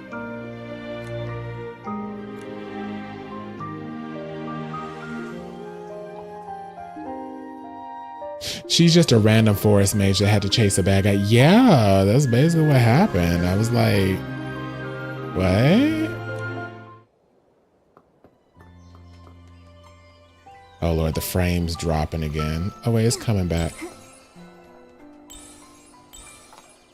That was just weird. I don't know. Something about this one don't seem cohesive. Maybe they had a bunch of different people working on different things. Maybe they had one person doing the story and was kind of like, hey, it's November. I kind of want to do a crime thing.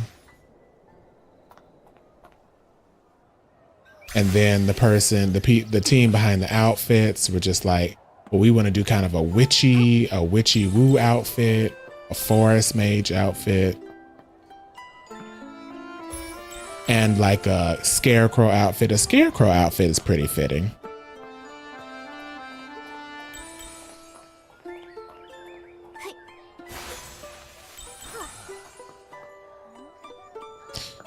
But yeah, we're gonna end it right there. There's more factions now.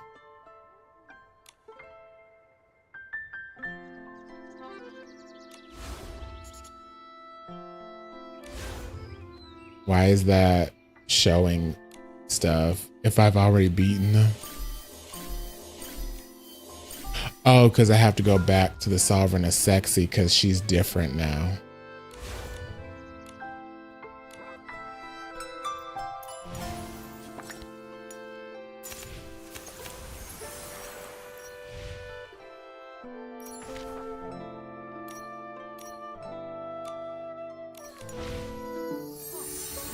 That's why I was showing it, because that's the old Sovereign of Sexy, and now we have the real Sovereign of Sexy.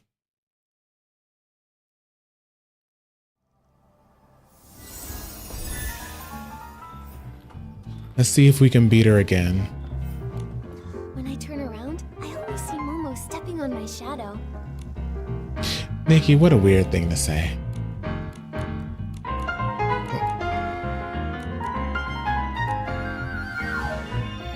Let's see if we'll do it again.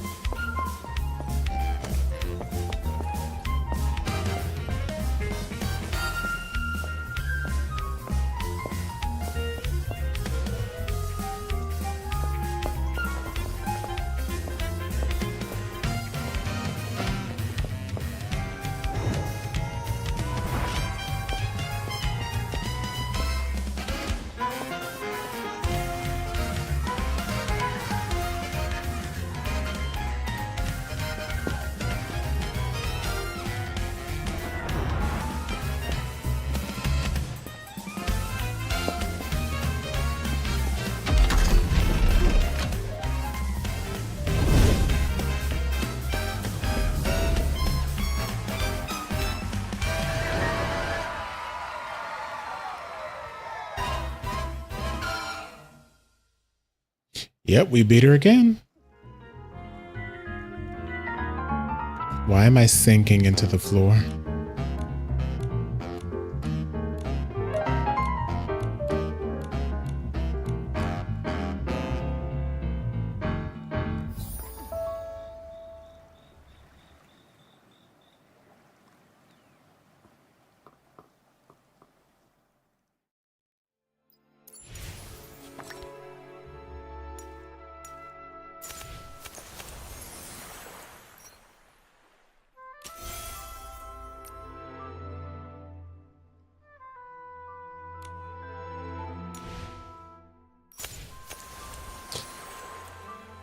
These levels are pretty fun.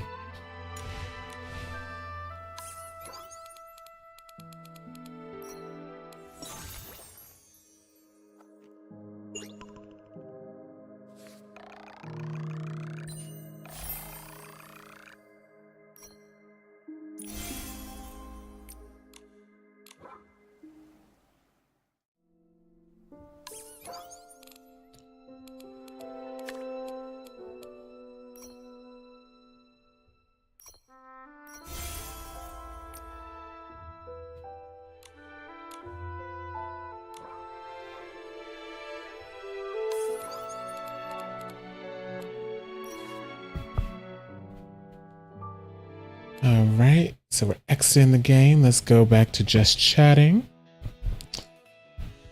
All right. So we finished the story this season 1.10. I'm curious to see what either 2.0 or 1.11 is going to be looking like. But overall, I would give this story like, I don't know. I don't like giving things a number out of 10.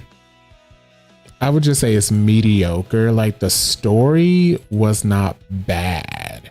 Just the pacing was really bad. And then it being a detective story, it didn't really call for a detective story. It was trying to be like a whodunit story. I'm like, I don't know.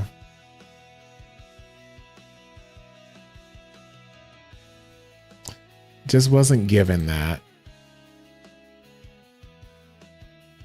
But I hope everyone tonight, congratulations to all the people who won a gifted membership.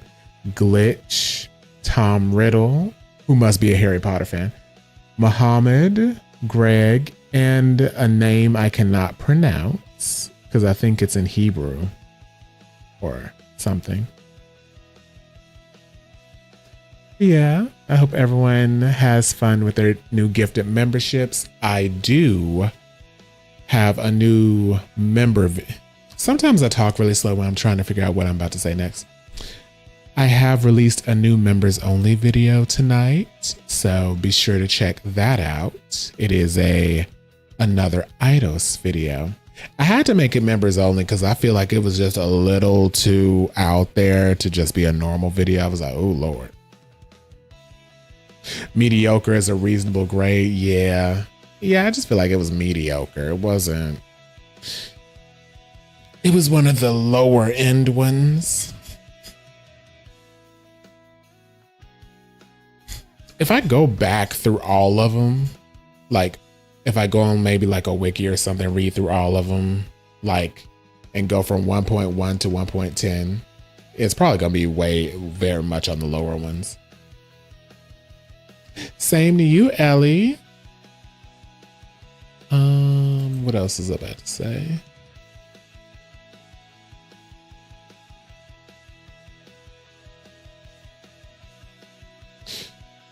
So yeah, Bolin Bray played Nikki. Usually it's Pajama Ken that plays Nikki, but this time around Bolin Bray was playing it. The next season,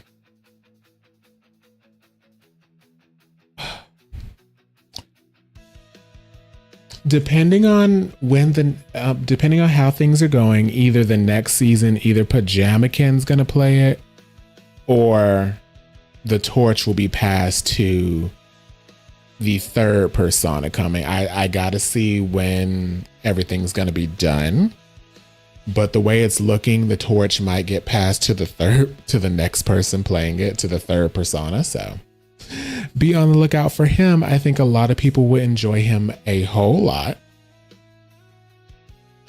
I haven't decided whether or not I am going to stream the rest of Sherlock Holmes tomorrow night. I might be a little too exhausted, so we'll see. If not tomorrow, definitely Friday. Also, I have to get started on a video discussing what happened to two Yaoi gacha games, which are, what's their name? One is Noctilucent, and the other one was... Let me look at my channel, because I made a post about them, and people voted on it, or people didn't vote on it, but I did make a post.